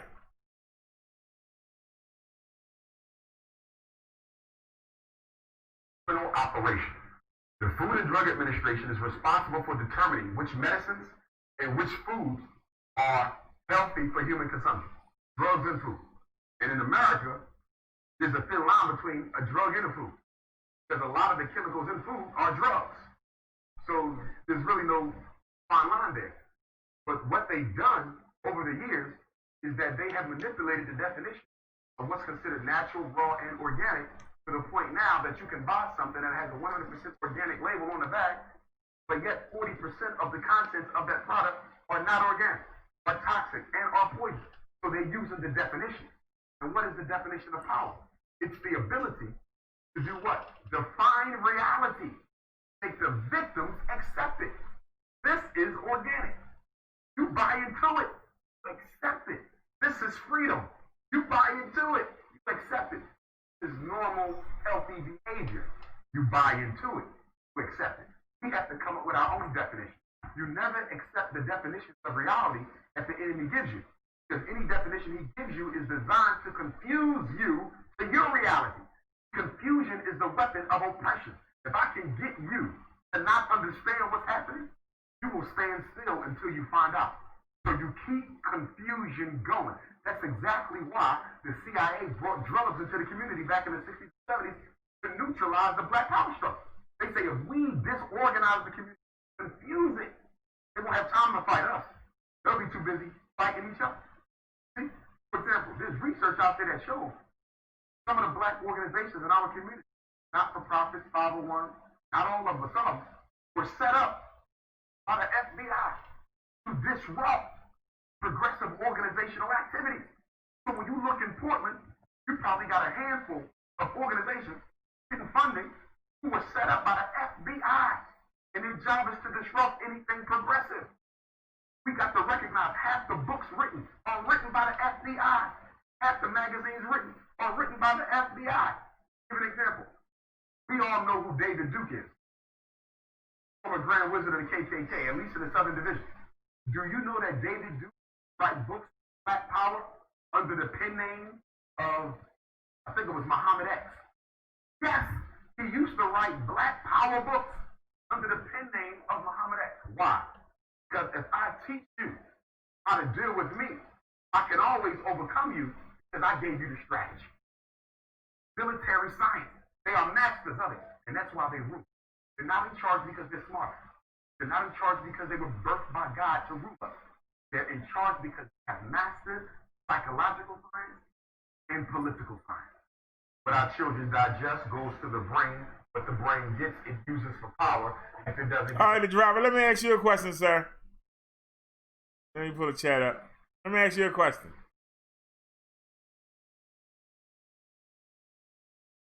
You said that you was a landlord, right? If somebody came to you, the driver, sir, if somebody came to you and said, I want to rent one of your apartments, I want to rent one of your houses, and you tell them I get $400 every month, would you let them rent from you?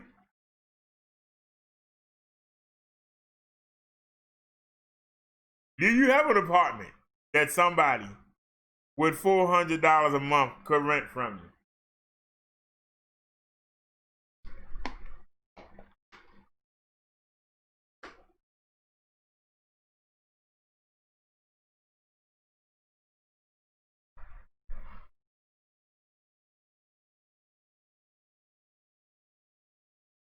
Here in Maryland, to rent a bedroom in somebody's house is $150 a week. That's $600 a month.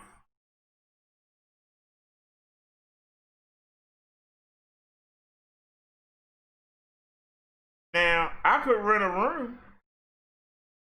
I could probably rent a room and maybe find it in some raggedy row home like the ones you see in Baltimore. Somebody might rent a room, and I might could get a room for $100 a week.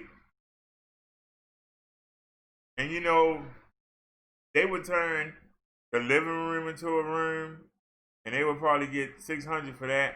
They would turn the dining room into a room. But upstairs, it's always one small room. That might be the one that's $400.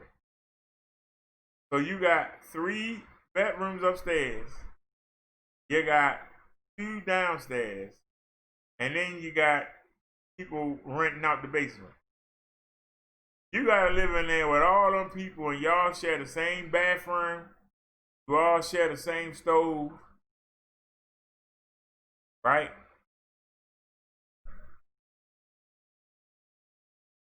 Cheapest room is gonna be $500 a month. So somebody with $400 can't even rent a room. And then what you gonna eat? What's gonna be your entertainment?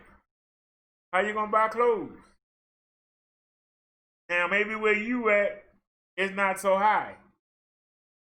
The driver says they need 3 times the rent income. Well, see, those people ain't gonna never live nowhere nice.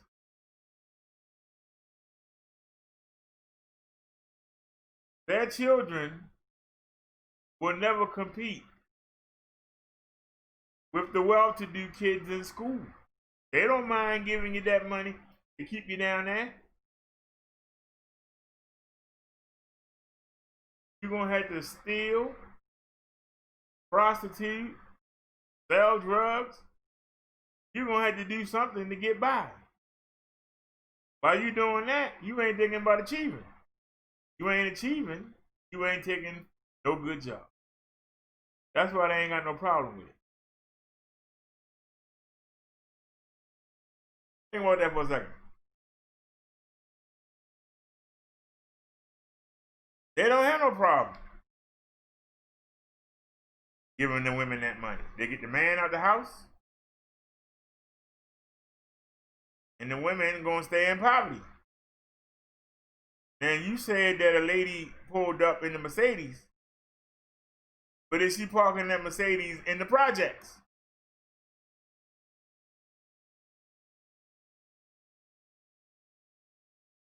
What are the chances of her child getting out?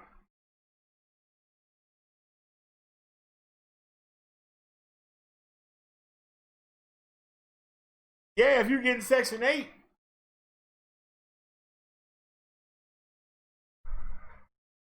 Section 8 is mostly for women and children. Women with children. It's hard for a man to get it, but he can get it. Depending on what state you're in. When Trump came in, they lowered the boom.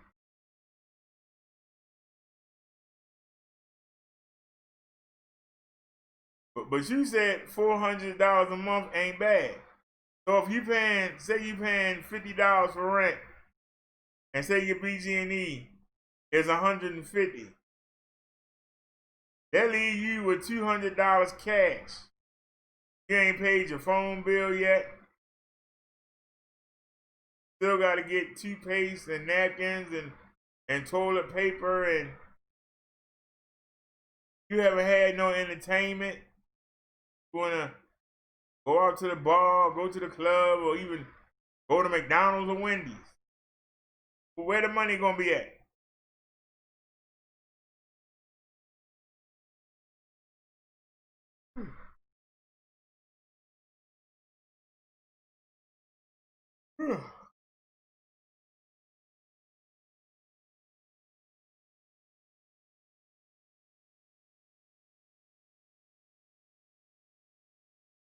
And the driver said, CBD, that's the problem I have with Democrats. They want to keep us at the bottom. But we don't have to stay at the bottom, the driver. Why do we got to stay at the bottom?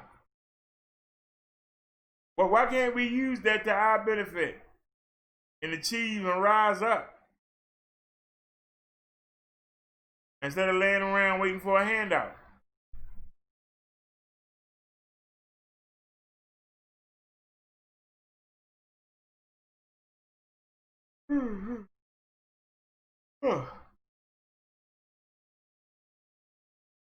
If you know that the social worker come around the house on the 15th of every month, why can't you get 20 couples to rent an apartment And when you know the social worker come around, the men can take all that stuff and put it in that apartment and stay there until the inspection, and then move back in once the lady leaves. And everybody pay the rent on that one apartment.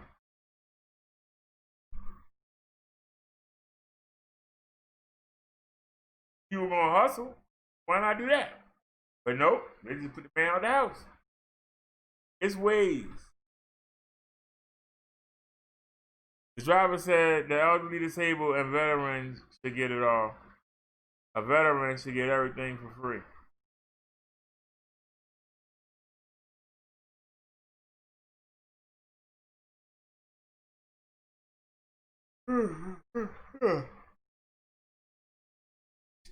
They don't pay the military people no money at all. They don't really care about the military. So until it's time to go to war. Customized it. Then they care about them. When it's time to go to war.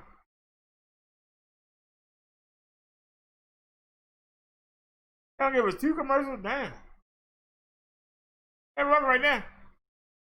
Ted Cruz gave it a hell no, not just a no. Senator Rand Paul said it was insane.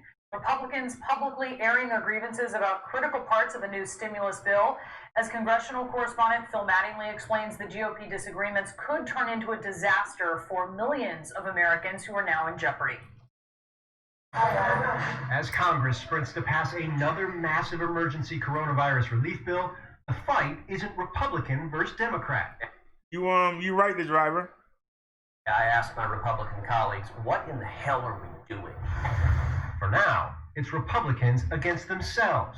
A raucous, closed-door Senate Republican lunch on Tuesday laying bare a series of divides between President Trump and the GOP. There are some differences of opinion on the question of the payroll tax cut and whether that's the best way to go. And between Senate Republicans and Senate Republicans. A number of senators at lunch get up and say, well, gosh, we need 20 billion for this, we need 100 billion for this, and they're just really eager to spend. Man, I'm like, what are you guys doing? Senate Majority Leader Mitch McConnell attempting to thread the needle over internal concerns about spending, and the White House push on a series of priorities Republicans simply don't back. The legislation that I've begun to sketch out is neither another CARES Act to float the entire economy, nor a typical stimulus bill for a nation that's ready to get back to normal. Our country is in a complex middle ground between those two things. Republicans planning a $1 trillion proposal with $105 billion for schools, but rejecting the idea of explicitly tying all those funds to reopening, a key Trump ask. Another round of stimulus checks to Americans, but wary of Trump's push for a payroll tax cut. A push to increase funds for state grants to increase testing, and new money for the CDC and NIH. Despite the administration's insistence, there is still money available and more isn't necessary. And as millions of Americans face losing $600 in federal unemployment benefits at the end of this month, the biggest unanswered question, how to restructure the program amid GOP opposition.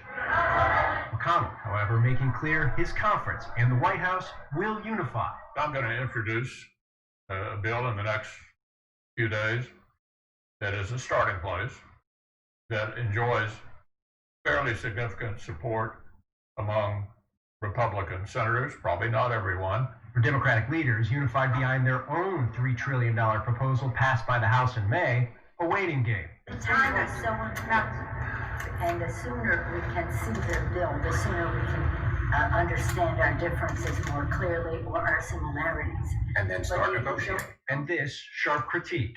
One thing is very clear, we have been united in our priorities. I think their delay is their disarray. Phil Mattingly, CNN, Capitol Hill. Joining us now, Senate Minority Leader Chuck Schumer, Democrat of New York. Senator, thanks so much for joining us. So the unemployment rate is 11%, and at the end of this month, as you know, the extra money in unemployment insurance that had been provided from previous stimulus bills, that runs out. What is your message to Americans who don't know how they're going to be able to afford food or rent next month? Well, you're right, Jake. We have a whole bunch of cliffs that we're up against. Unemployment insurance runs out. Tomorrow, rental assistance runs out. Millions, tens of thousands, hundreds of thousands could be thrown out of their homes. State and local governments have another deadline on August 1st. where they don't have enough money and they're going to lay off tens of thousands of more people. And why did this happen? Just what you said. Because our Republican colleagues are just dithering. They're divided. They don't talk to each other. They spend more time talking about getting rid of statues or not getting rid of statues than about the greatest economic crisis we've had in 75 years, the greatest health crisis in 100 years. They're it's pathetic. McConnell went to the floor today and gave a speech.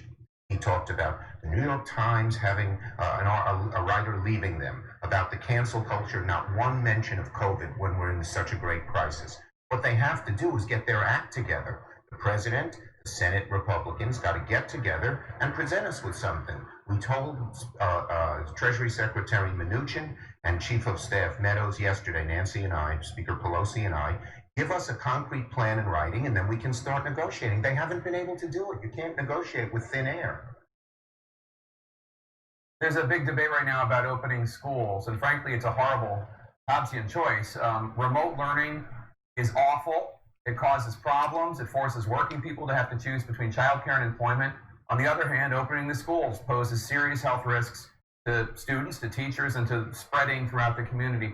What do you tell your constituents about this problem that frankly, their government has not been able to solve? Yeah, we Democrats have had a solution for weeks. And it's very simple. Everyone wants the schools to open, but only if they open safely. And their schools can do that if they have the resources. I spoke to a school district in upstate New York. They have 4,000 students, 500 faculty. If they need a mask every day, that alone, and that's what the experts say, a new mask every day, that alone is hundreds of thousands of dollars. They have to change their bus routes. They can't have the kids sitting right next to each other, so you have to double the bus routes. A lot of the schools want to change their gymnasiums and cafeterias into classrooms.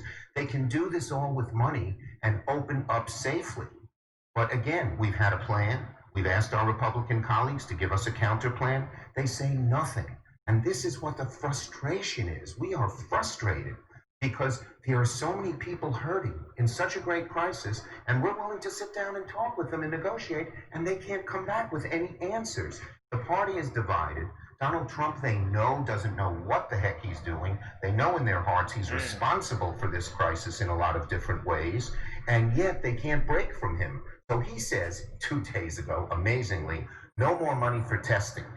Testing is a key. It's one of the reasons the European countries and the Eastern Asian countries are so far ahead of us, which we should be ashamed of because we had the best healthcare system in the country. But the president wants to eliminate testing. The Republicans are afraid to say no to him. You can't eliminate testing money. Yeah. It's a key.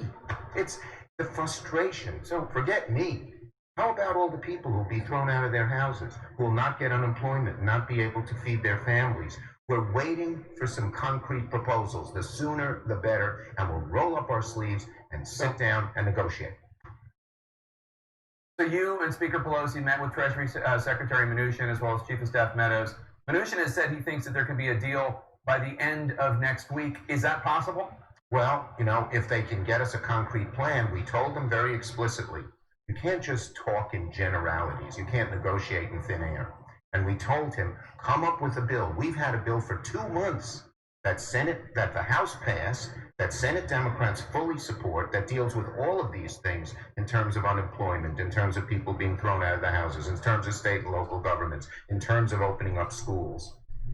Come back with your alternative. And they're so divided among each other. I have never seen a more dysfunctional party in a time of crisis than this Republican Party. And part of the blame is Trump. But part of the blame is the Republican senators who, when they know he's wrong, they know he's off base, they're afraid to refute him. And now he's coming back on the air. I worry what he's going to say. He could disrupt things once again. You know, anytime President Trump goes before the public, could be another public health crisis. Who knows what he'll call for?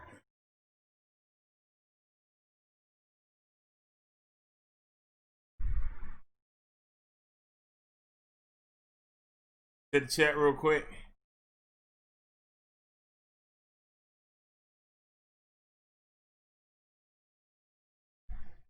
Driver says a veteran should get everything for free. The driver said single parents gets more than veterans. Liz said because most of it's income based. I says yes, Liz. Liz said, and you have those who scam and lie to get benefits while the ones who need are suffering. Driver said yesterday. Driver said, I think that BD should get what he worked for you.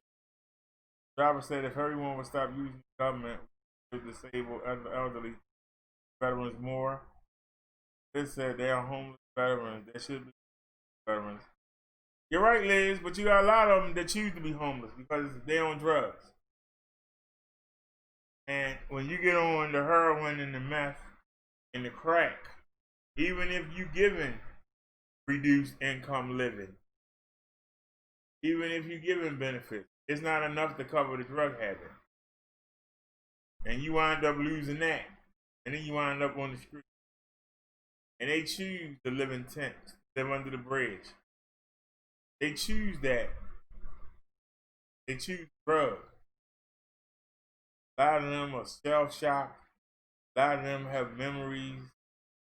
A lot of them had limbs blown off. And the drugs is an escape. You know?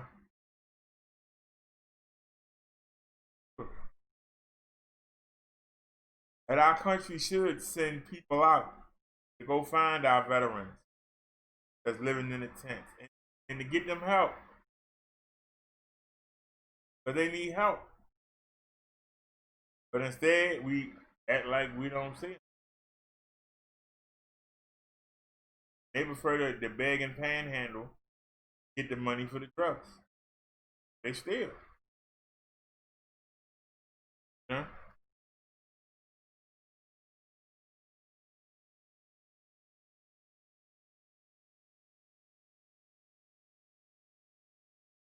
Liz says you say that, BD, but there are people throughout the government. They choose to work less just than Medicaid and food. Yeah, but if their job don't get them health care, just like right now,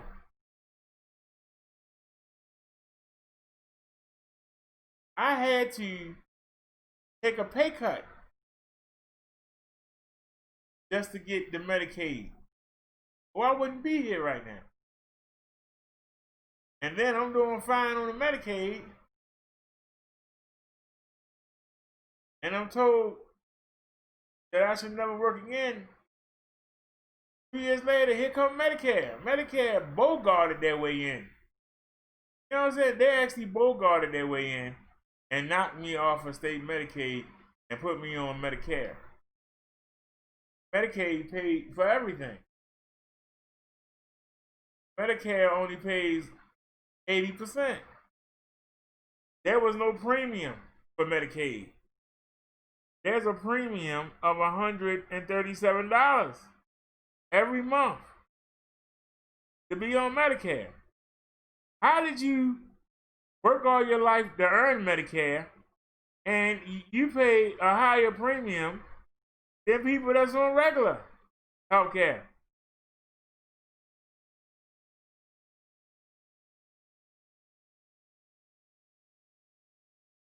Driver says he has a family member paying $20 a month rent.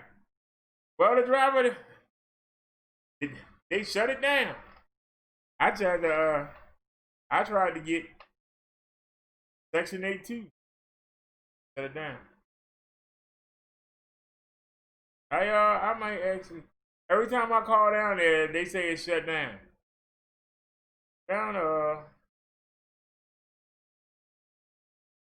I might call down there tomorrow. I also might call and see where I'm at on the public housing.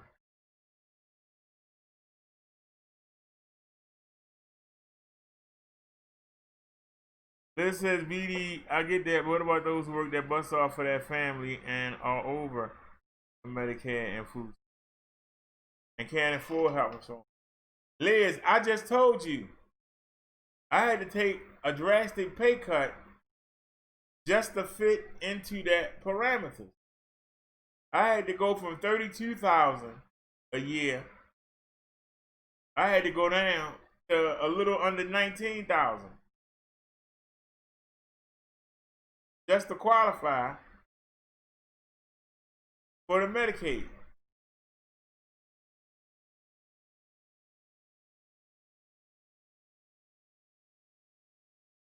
So that means that I lost almost $13,000 a year.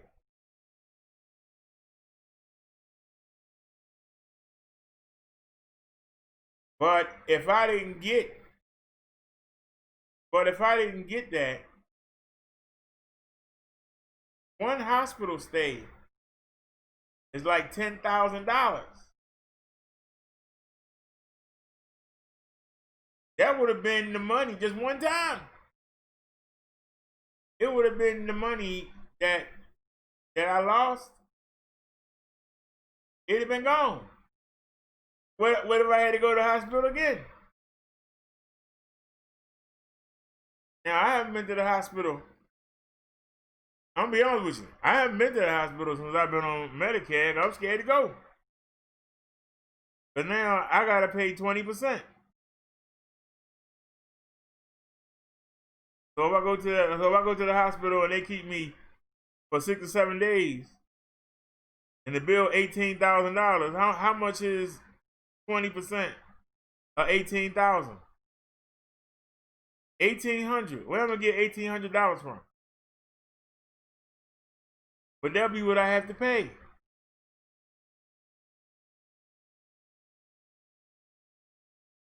You know, personally, there was a couple times I wanted to go to the hospital,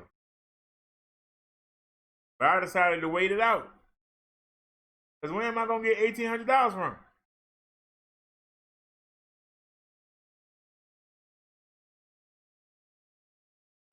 That's almost double what I get a month. How am I gonna pay that? And you saying about working the government, the state was paying all my medical expenses, right?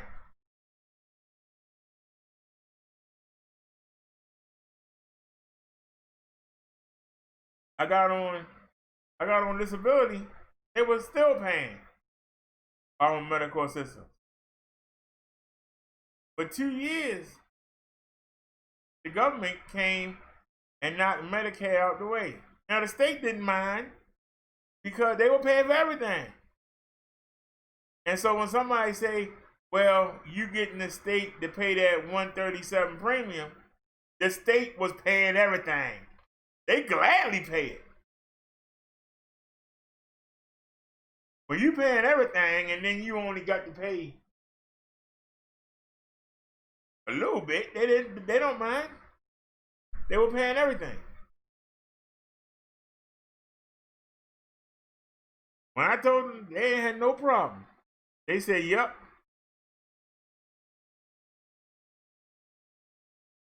Soon as you get on Social Security and or SSDI, we looking for that 2 years. Cause at the 2 years, Medicare gonna step in, and then we get the burden off our back.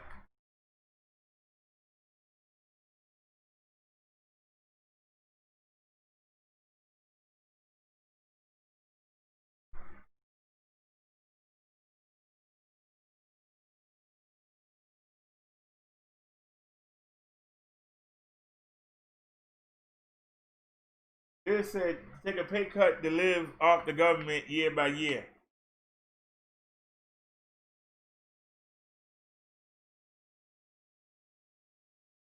Liz, I get a food stipend. I didn't go asking for a food stipend. I asked them for a rent voucher. Or give me some low-income housing. One or the other. But I need help.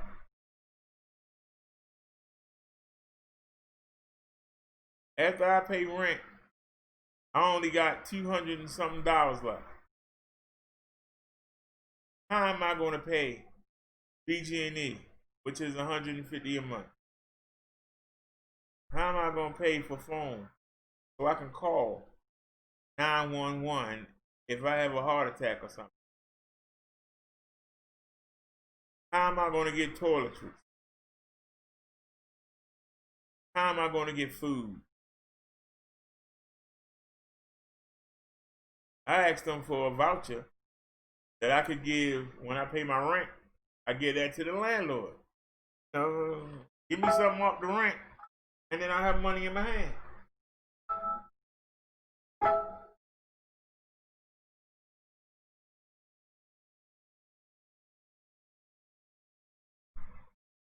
Oh, okay. But I'm just saying, they could have helped me find a place. That's what I wanted. A place to go by your income. That would have helped me out. They could have gave me a rent voucher that I could give to my landlord, and that would put more money in. If it was $100, $150, that could have been $150 back in my pocket, and then I could buy what I want. But instead, they gave me a food stipend. If it wasn't for that food stipend, I don't know how I would get through the month. Now it really helped when we had when the donations were coming in. It really helped.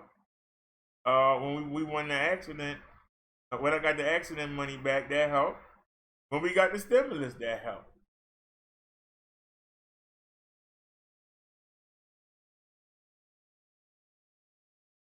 But the fact of the matter is, they don't give me enough money to eat.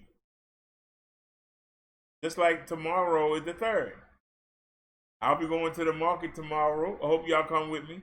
But I'll be going to the market tomorrow because now I gotta spend my money to go get some more food. And I have to do that until the 10th. So I gotta pay my bills tomorrow and then see what I got left to go to the market with. And I gotta try to make sure that I can make it to the 10th. And then the 10th we'll go to the market. But y'all understand what I'm saying? I have to keep making these moves.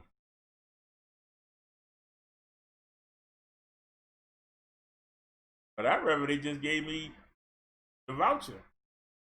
And I can take it to the man and say, here you go. And instead of having to give him everything, maybe I only had to get, I could have, $150 back. Spend how I want to spend it. But no. We're not going to give you no money. Because you're a man. We're not going to give you, we're going to give you only buy food. Okay. So at least I can eat. Like I said, it's been a little bit more. I think because of the surplus thingy, they were giving us $30 more a month.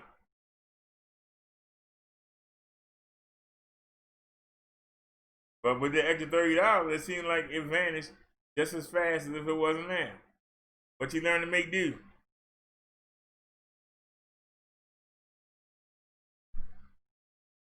This says the government will be my last resort. I pray never had to rely on it. They said I'm not speaking on those who are disabled. Driver said BD, it keeps our people down. This says you are talking about yourself. I'm not talking about you.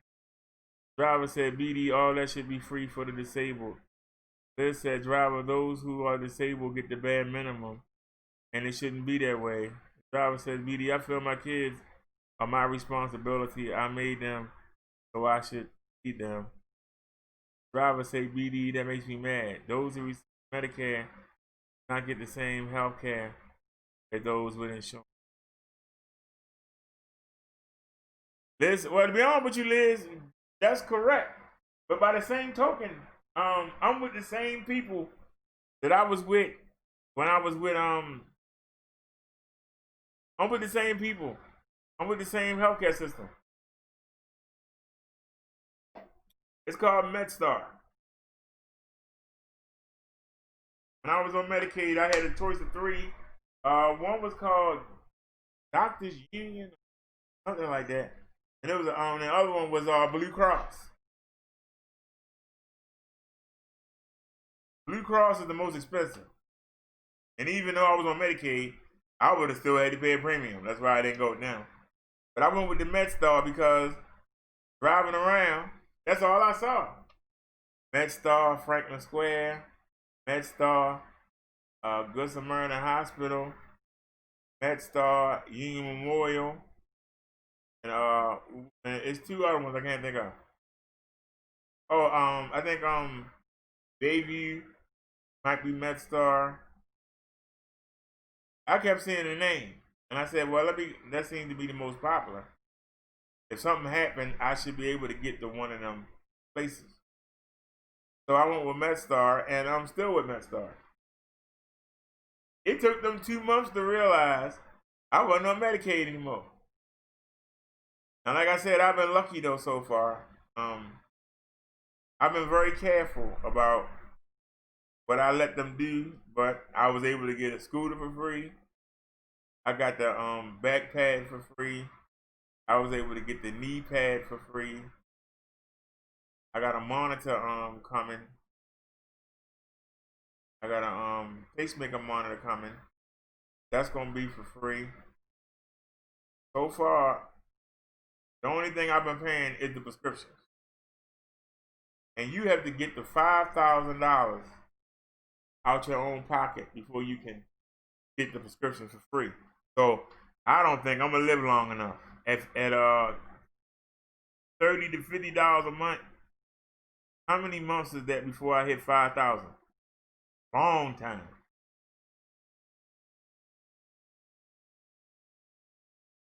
This said it's true. Going to the ER with BCBS and going to with Medicaid and see the difference in treatment and care.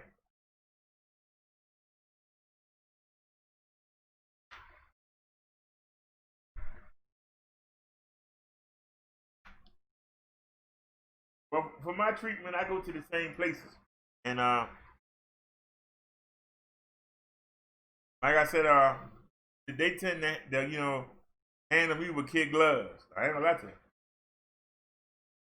They be so afraid I'm gonna drop dead on them. They don't even want to touch me. But yeah, but I do agree with you when I say, there have been a couple times I was on Medicare. I was left in the room for a long time with somebody. I was like, God darn. I could have kicked croaked over before somebody came in there. And I really ain't like being put in the basement. They put me in the basement of Union Memorial Hospital. I didn't like that. They wasn't even real rooms. They were like cubbies with like curtains separated. I didn't like that. You want your own room. Yeah. But I haven't been in one of them since I've been on Medicare. But like I said, I haven't had a hospital stay. But because I was already with them when I was on Medicaid, now I'm on the Medicare.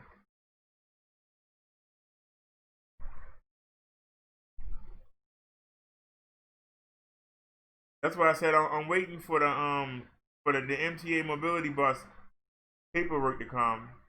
I was hoping that it came before tomorrow, because I was going to ride up. I was going to fill it out, and I was going to ride up, to the market. I was going to pass the market and go to the hospital and turn that paperwork in and get that started, and then come back and hit the market.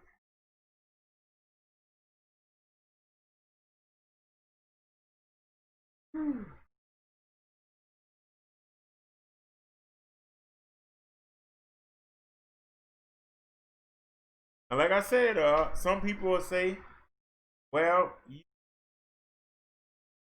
trying to get another benefit. Well, if it's offered, why shouldn't I take advantage of it?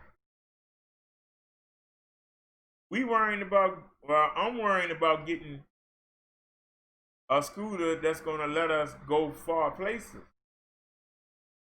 In reality, ain't nothing wrong with what we got.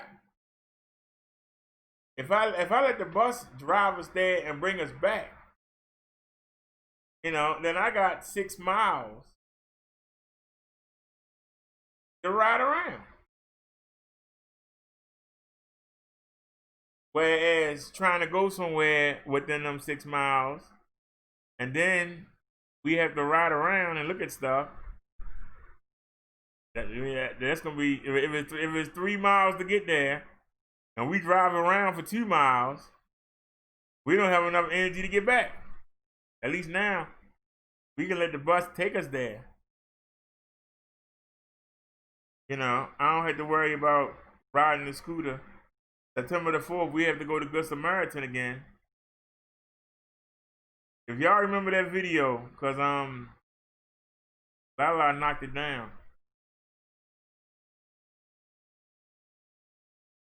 Oh my God, I gotta throw up. Let me put a video on. I really feel like I gotta throw up. I don't want y'all to hear it.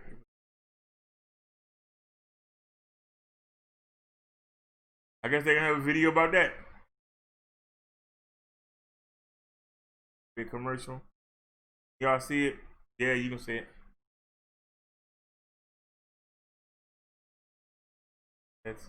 First, the federal government will cut off the extra benefits that millions of unemployed Americans have been depending on during this pandemic. From what we heard today from the White House and House Speaker Pelosi, Republicans and Democrats in Congress seem to be light years away from any sort of a deal.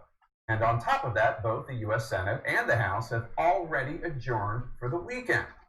CNN's Manu Raju is on Capitol Hill. And Manu, if I can speak frankly for a second on behalf of the millions of Americans who are depending on this government help during this pandemic, who could face eviction tomorrow, the first of the month, who might not be able to afford food or medicine within the next few days, how on earth can the House and Senate adjourn for the weekend with the deadline approaching now? Yeah, the Senate left yesterday. They returned on Monday. The House left today. They're actually not going to come back until there's any deal that can be reached. And at that point, members will be given 24 hours notice to return. And the two sides are so far apart on any deal at the moment. Just the Senate Republican bill is $2 trillion different than the House Democratic bill. And now the Trump administration is pushing for a short-term deal to extend jobless benefits and deal with this eviction moratorium that's expired. But the Democrats say that is simply not enough, and much more needs to be on the table. Now, talks are going to continue, including tomorrow morning in Nancy Pelosi's office. She will meet also with the Democratic leader Chuck Schumer and White House Chief of Staff Mark Meadows and Treasury Secretary Steven Mnuchin. But there is very downbeat about the prospects, and already the finger pointing is intensifying. Just today, just moments ago, the president put out a tweet attacking the Democrats over the issue of jobless benefits, saying Pelosi and Schumer blocked desperately needed unemployment payments, which is so terrible, especially since they fully understand that it was not the workers' fault that they are unemployed. It's the fault of China. Now, he's referring to jobless benefit extension that was offered on the Senate floor by Republicans yesterday at $200 a week from the current $600 a week level that is expiring today. Democrats say that is not enough, and behind closed doors, the White House tried to propose a 1 week extension of those $600 a week jobless benefits that the Democrats rejected. Now, Nancy Pelosi was asked about that today, and she called it all a stunt.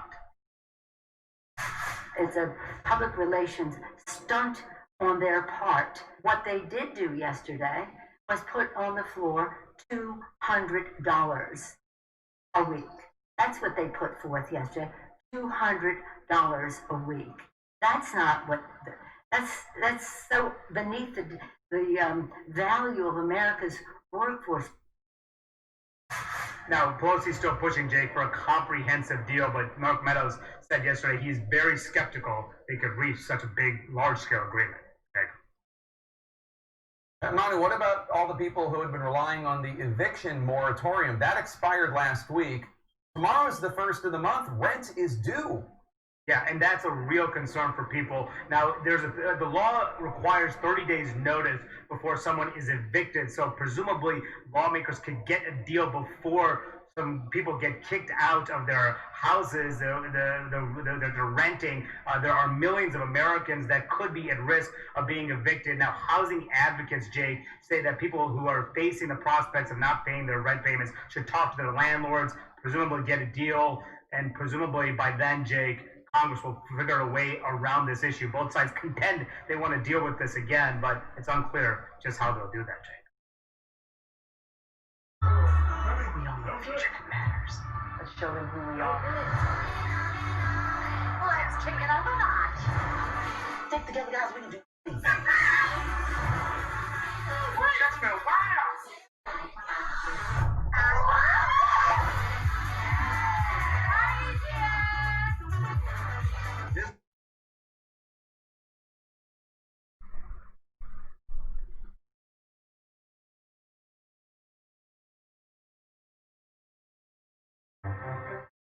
This Sunday, the surging COVID crisis. I've never seen anything like this in my 30 plus years in medicine. The U.S. averaging roughly 65,000 new cases a day. This is really an apocalyptic time for us.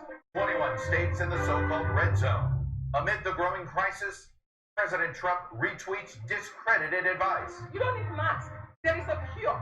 It's called hydroxychloroquine. This morning, I'll talk to Admiral Brett Giroir of the White House Coronavirus Task Force and Dr. Nahid Bedelia of Boston University. Plus, trailing in the polls, the president floats delaying the election, blaming without evidence increased mail-in voting. These elections will be fraudulent, they'll be fixed, they'll be rigged.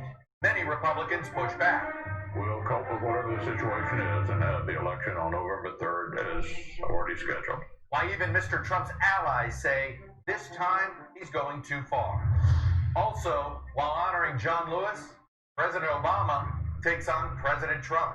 George Wallace may be gone, but we can witness our federal government sending agents to use tear gas and batons against peaceful demonstrators.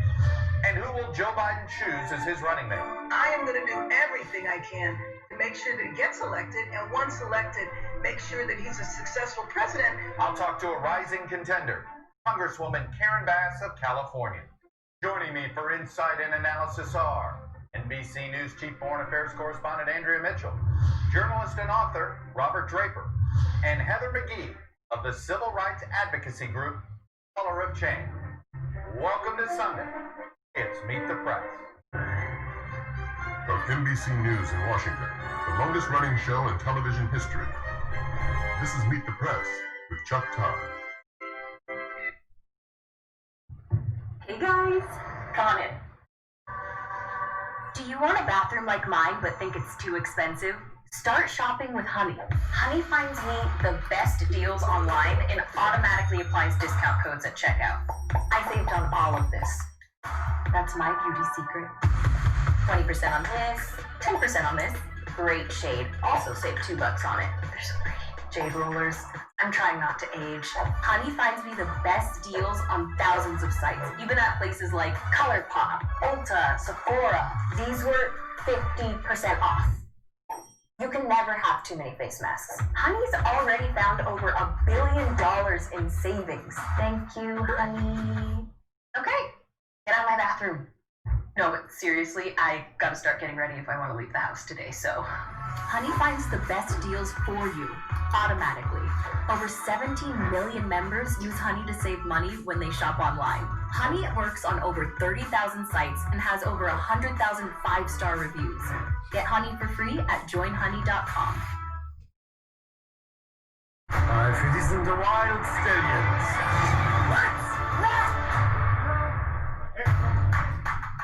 When your wife suggested couples therapy, do you think this is what they had in mind? Definitely. We were a couple of couples, right? Bill, Ted, enough of the delusions. You didn't time travel, and you didn't go to heaven and hell. Here's a real idea for you. Be role models to your daughter. Get You just couldn't play something, could you? God darn. All them daggone commercials. God darn.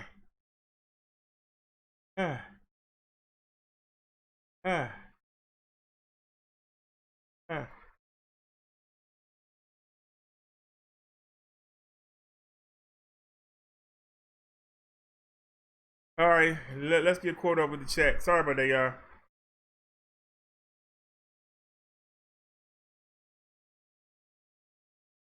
All right.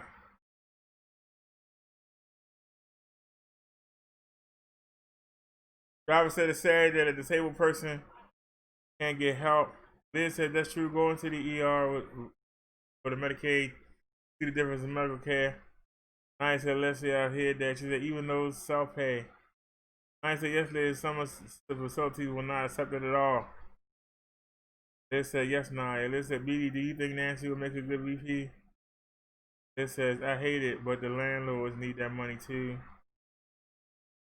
It's all just bad. Nia said, yes, Liz, mortgages had to be paid along with repairs. Liz said, I don't recall my mortgage lender sending anything out for relief. But I already told y'all, it wouldn't surprise me if my landlords be knocking on the door. They actually wanted cash. I normally pay right off the card. They wanted cash. And I told them to take me to a good ATM. He took me to the ATM around the daggone corner. Dang Chinese people. But everything costs like 3 times as much. And I had to make, and the limit was 200.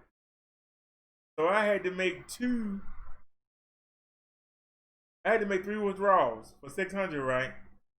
And then I was paying $3 each time. So that's $9.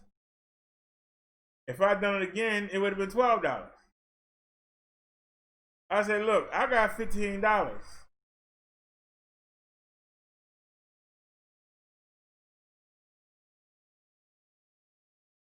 Here's $6.15.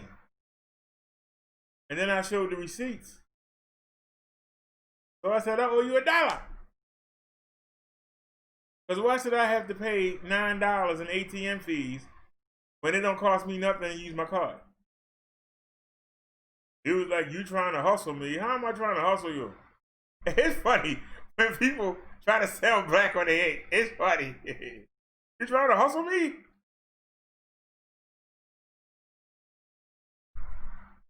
And I got those receipts in my wallet.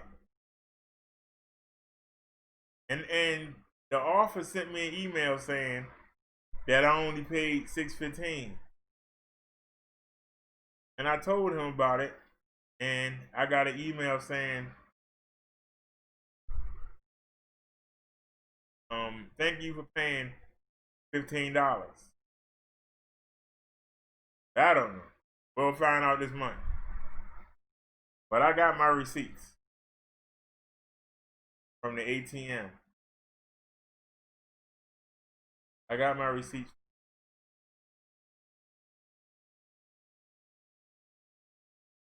So we're not gonna have that problem. They said I have friends with an Airbnb who have made way less in 2020 than in 2019. Without that extra income, they are struggling. But this is what we keep going over, Liz. We just saying it differently. Some people are going to benefit from something they ain't supposed to have. It's always going to be like that. That's the way this country's built. But because a few people get in that ain't supposed to be, do we abandon the people that really need it? You know, they say there's a bad apple in every bunch. Do you throw out all the good apples because you got the 1 or 2 bad apples? You know?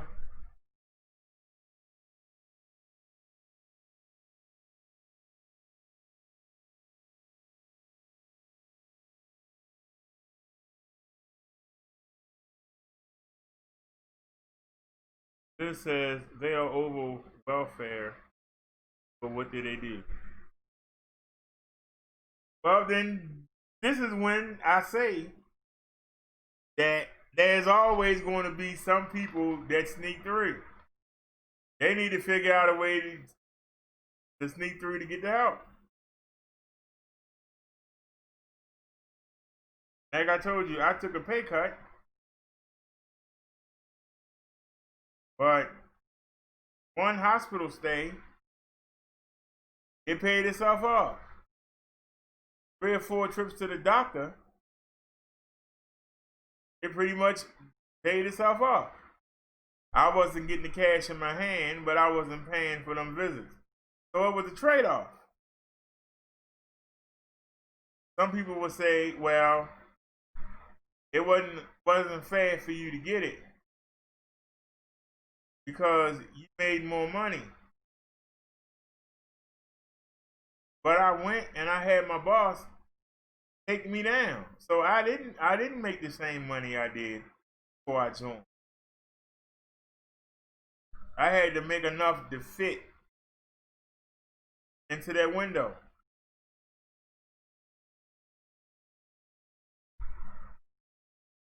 So even if they were to say, well, let's look at his bank deposits, well, you would see I was depositing a lot more money. And then you see I'm depositing less money. That's why I never got in trouble. I really took the pay cut. There's no trail. You understand what I'm saying? There's no trail. Now, if you tell them you make less money and then they go find out you do, you might be in front of a judge like that lady.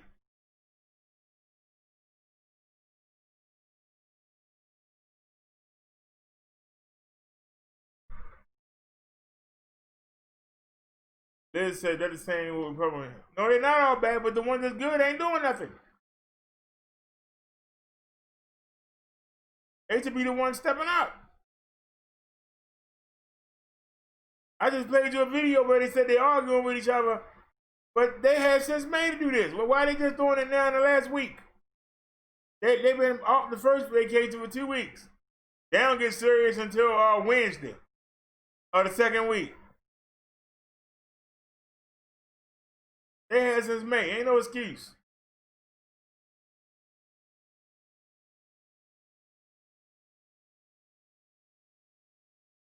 They made Trump look stupid.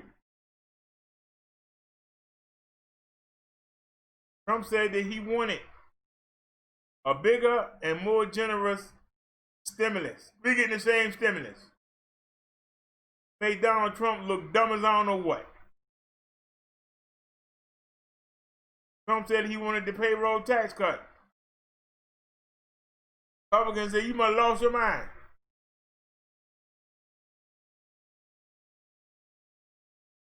Made him look stupid again. Crazy.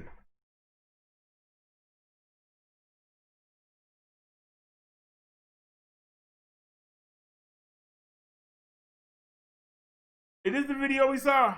I forgot which one we saw. In a matter of hours, the federal government will cut off the extra benefits that millions of unemployed. Okay.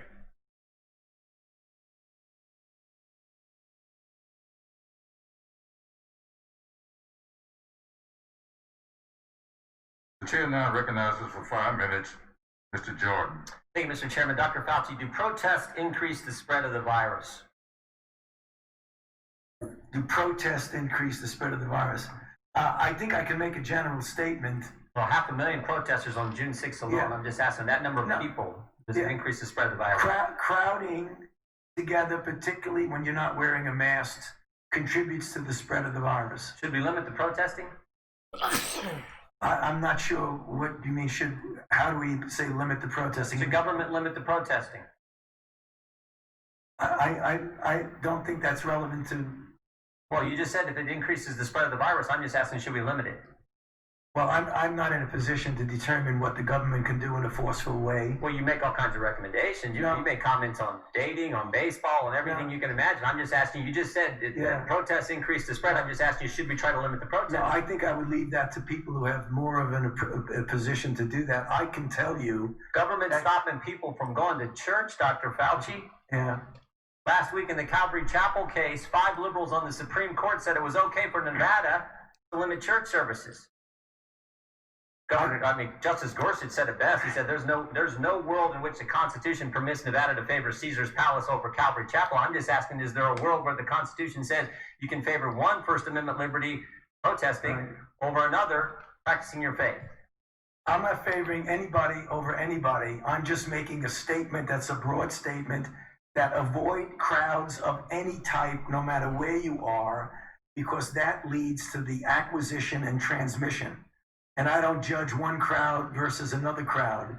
When you're in a crowd, particularly if you're not wearing a mask, that induces the spread. It's a simple question, Doctor. Should we limit the protests? Government is obviously limiting people going to church. And look, There's been no violence that I can see at church. I haven't seen people during a church service go out and harm police officers or burn buildings. But we know that, I mean, for 63 days, 9 weeks, it's been happening in Portland. Right. Yeah. Well, one night in Chicago, 49 officers were injured. But no limit to protests. But boy, you can't go to church on Sunday. I don't know how many times I can. Now, see, this is why the guy got out of here. This guy is an a-hole. Who want to comment? This guy, Representative Jordan, get him out of there. When he come up for re-election, make sure y'all don't re-elect this chump. Get this chump out of here. He ain't asking nothing about how we can stop the virus. Already, I told you how, chump. You want to stop people from protesting? Why don't you lock the country down so we can get rid of the virus? But see, you want the company to stay open so your buddies can make money so they can give you more money off the backside, right? That's what you want. You're upset that people rioting. You're afraid that your good old boy network getting exposed. That's why you want them to stop rioting. You're afraid that the power balance might shift a little. That's why you want the people to stop rioting.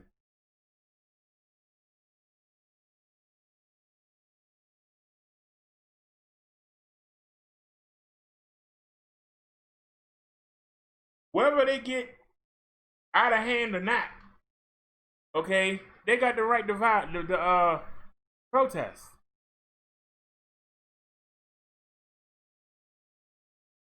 Protesting on the internet don't do nothing. But people can have church on the internet.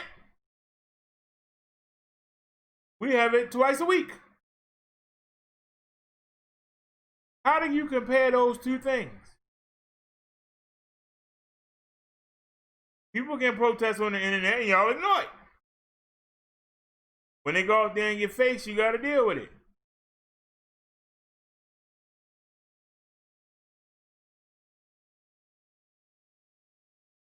"49 officers had to go to the hospital." That's what they get paid for. They're doing their job. What do they get paid for? Whether or not you like what them people doing, them people pay the salaries of those officers. Those people pay your salary, sir. You don't have the right to tell them anything. They're your boss. If they want to go riot, they can go riot. They want to tear up property, public property that they paid for. Who are you to tell them they can't? Why are you sending the police? But that's all you know how to do. Call the police. You send the police. You call the police yet? Call 911. Why don't you get up off your butt and go down there and find out what they rioting about? You're in a position where you can make some moves. Maybe you could go down there and talk to them and settle them down.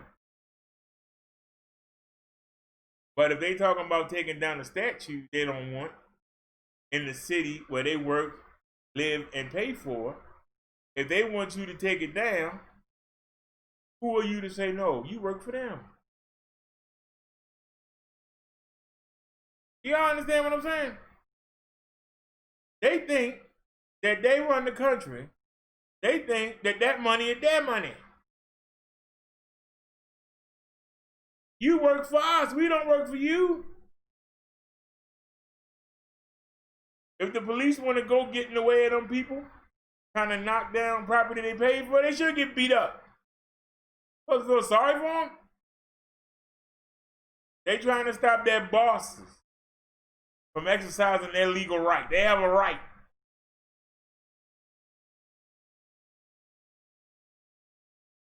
That statue was built with their money. Why can't they tear it down? It's their money. Oh, they're going after the federal building. But they paid for it.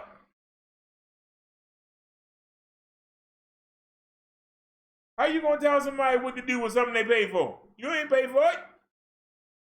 They paying your salary too. Who are you? You work for them. Liz said I have to go to bed, but I'll be listening. Liz said, he's one person, he has to have the votes. Same with Obama, he wanted a lot of things, but they didn't get approved. But you said why? Trump can't get nothing approved, and that's supposed to be his Senate. It's majority Republic. He can't get nothing done. It make him look stupid. I want everybody to get a bigger stimulus check. Yeah. They still talking about the same old $1,200. That's not generous. That's not bigger than what the Democrats want. He can't even get his own party to follow behind him. Republicans are a mess. You sitting there trying to trick a man. What does the rioters have to do with the CV problem? Chicago not out of control. Portland not out of control. But Republican strongholds like Florida and Texas and California are out of control. Why are you not talking about them being like, they don't have no rights, they out of control. See, you looking at what you want to see to make a point. And you're trying to make a point to those undercover racists. Don't forget to vote for us this time. See how we look out for you. See how we look out for you. What in the world, I don't understand what the riots got to do when they don't have the problems in their parts. I guarantee you Illinois and Portland ain't nowhere near. Nowhere near where they are. But you and your feelings. You're afraid it's gonna happen in your town and they gonna kick in your little gate where you live at? They gonna come in there and scare you? Is that what you're afraid of, sir? You punk? Answer that. I'm not going to opine on limiting anything. I'm just going to tell you. You've opined on a lot of things, Dr. Fauci. Yeah, but I've never. This is something that directly impacts the spread of the virus, and I'm asking your position on the protests. Yeah, I'm not going to opine on limiting anything. I'm telling you what it is, the danger, and you can make your own conclusion about that. You should stay away from crowds, no matter where the crowds are. Government has stopped people from going to work. In fact, just in New Jersey 4 days ago, Ian Smith, Frank Trombetta were arrested for trying to operate their business, their gym. They were arrested. But my bet is if these two individuals own this gym were outside just in front of their gym, and all the people who were working out in their gym were outside protesting, they'd been just fine. But because they were in the gym working out, actually running their business, they got arrested. You think that's okay? You know, I'm not going to opine on who gets arrested and who does not. I mean, you get where I'm going. I'm telling you, as a public health official, I say crowds. Do you see the inconsistency, though, Dr. Fauci? No, we see the inconsistency in you, Mr. Jordan. We see the inconsistency in you. The business owners chose to open up when they know they shouldn't have. They made the decision to open up. These hair salons made the decision to open up. Remember? They made the decision. And if they don't follow the rules, then they should be held up. They made the decision to open up, knowing that it's still a pandemic going on. They made the decision, though. They didn't have to. And they got a president that's egging them on to open up. But under certain rules. And they should follow the rules. But that's operating a business.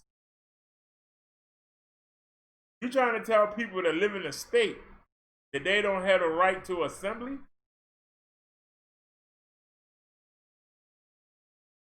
You want to take away the people's rights? Is that all you do? Because them businesses had the right not to open. That church had the right not to open, but they chose to.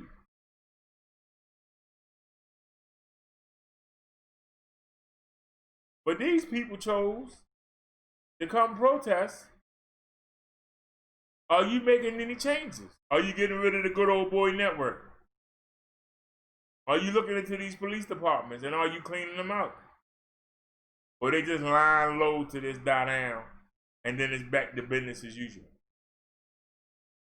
Because you like the road police. You like them beating up. Well, they always ganging up on one person. Well, now you got regular citizens and the police outnumbered. Why do I feel sorry for them?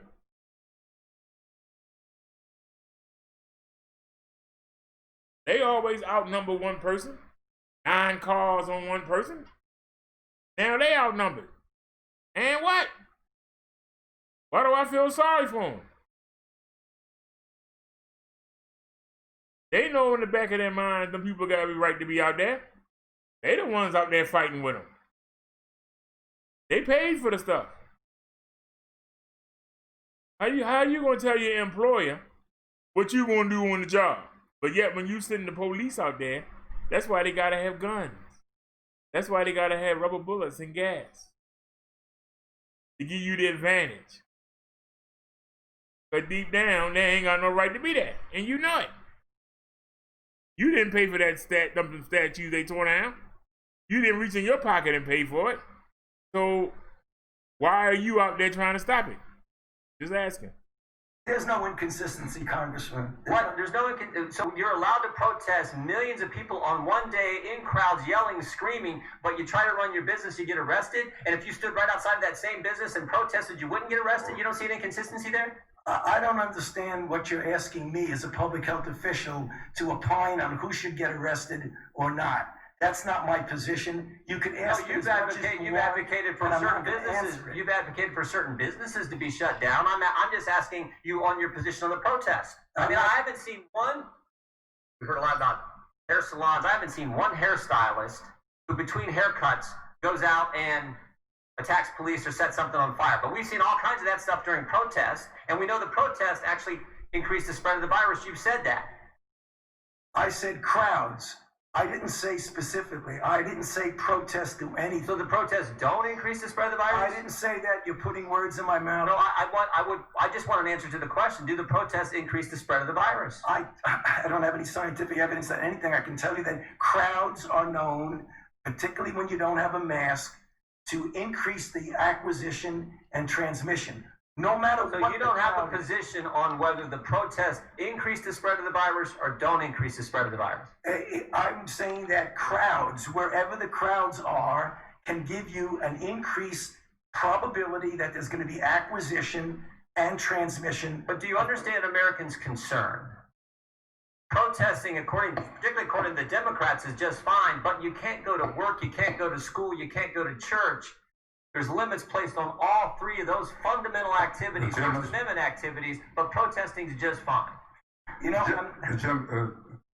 so us black people know it's certain neighborhoods we can't go to, certain blocks we can't be on. And we should just be okay with that. Right? Isn't that what he's saying? Isn't that what he's saying? He's trying to say that businesses should be allowed to open.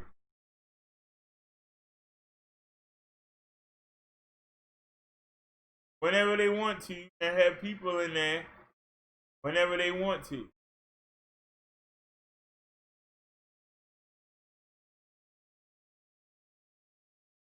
The average person walking down the street doesn't have the same restriction. I don't need a business license to walk down the street. I don't need a permit to walk down the street. But if I'm on the wrong block, I can expect to be harassed by the cops, maybe even beaten. But you saying that people ain't allowed to come outside and protest something they see wrong. Screw them. But somebody trying to make some money is more important than citizens stressing their opinion. They're doing that for your attention. But you're not hearing what they're saying. Instead, you trying to make an argument. Well, they shouldn't be allowed to be out there because we can't have businesses. Really? Really?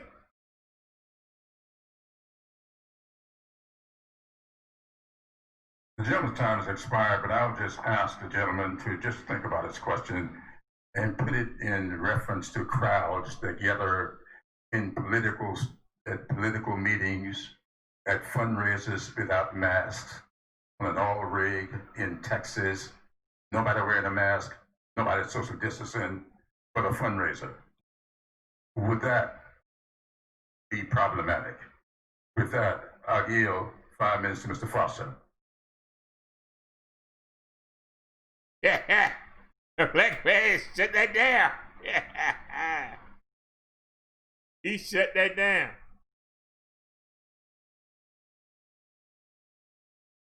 That's why I say the Republicans, they need to get out of here. They need to get out. I'm sorry.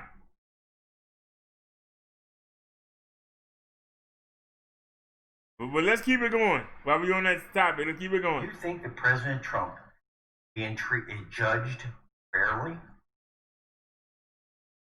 Well, actually, that's an unfair question, because you're asking me to pass judgment on the press's treating of President of the United States. It may be unfair, but numerous times you've commented and criticized or contradicted what the president says. So, do you think he's being judged fairly?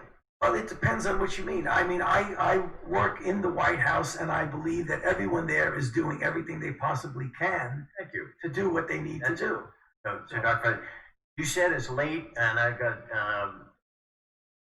a newspaper article that as late as March 31st, there was no consensus on wearing masks. And the president, as you know, relies on your expertise. Do you now regret not advising people more forcefully wear masks earlier? Okay, we're going to play that game. Let me explain to you what happened back then. Should be a yes or no. No, there's more than a yes or no by the tone of your question. I don't regret that, because let me explain to you what happened.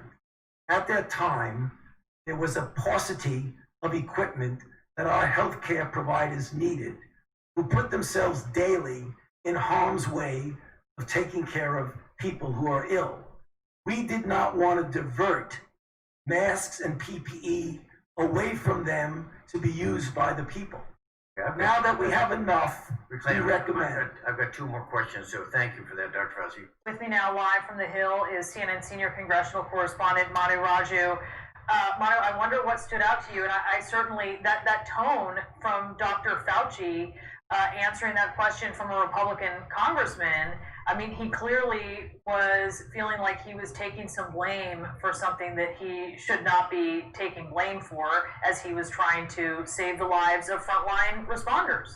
Certainly defending his approach and the early approach by this administration as we look back about what happened and whether or not more could have been done.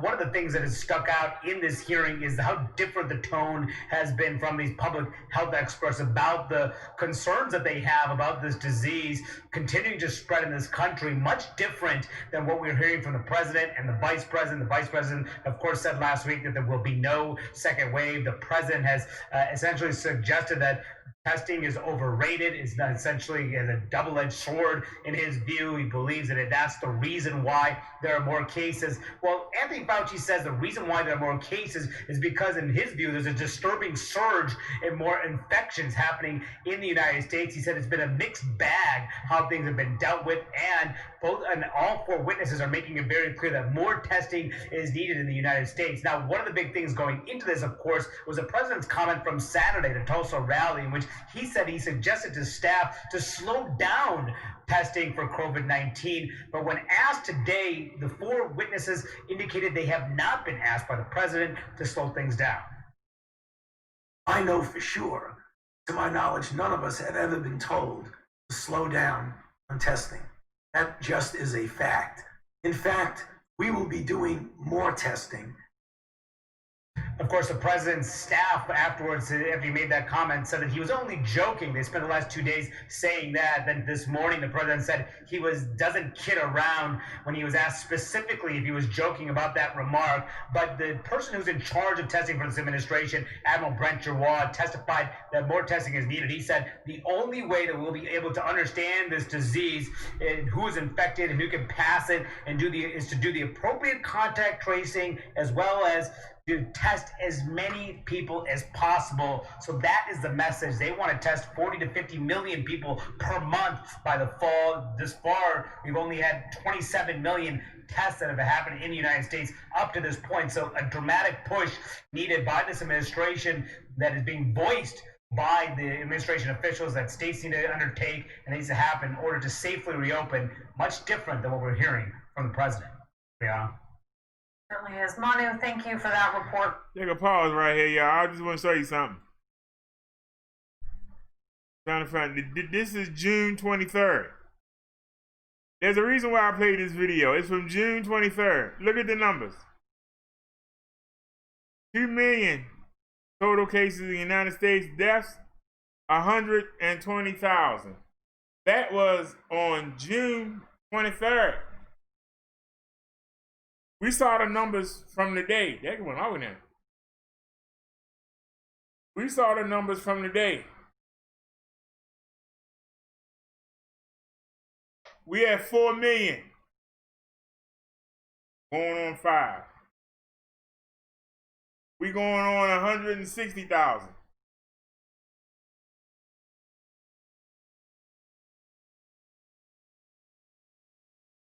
Look at how everything had changed since June 23rd. But they say we don't have no problem. The Republicans say they don't have no problem.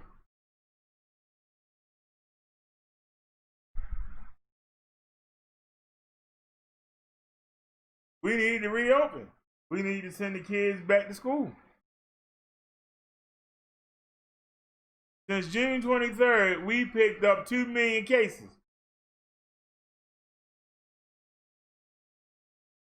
Since June 23rd, we've had 40,000 more deaths. And you want to keep this up? They think we're going to get somewhere.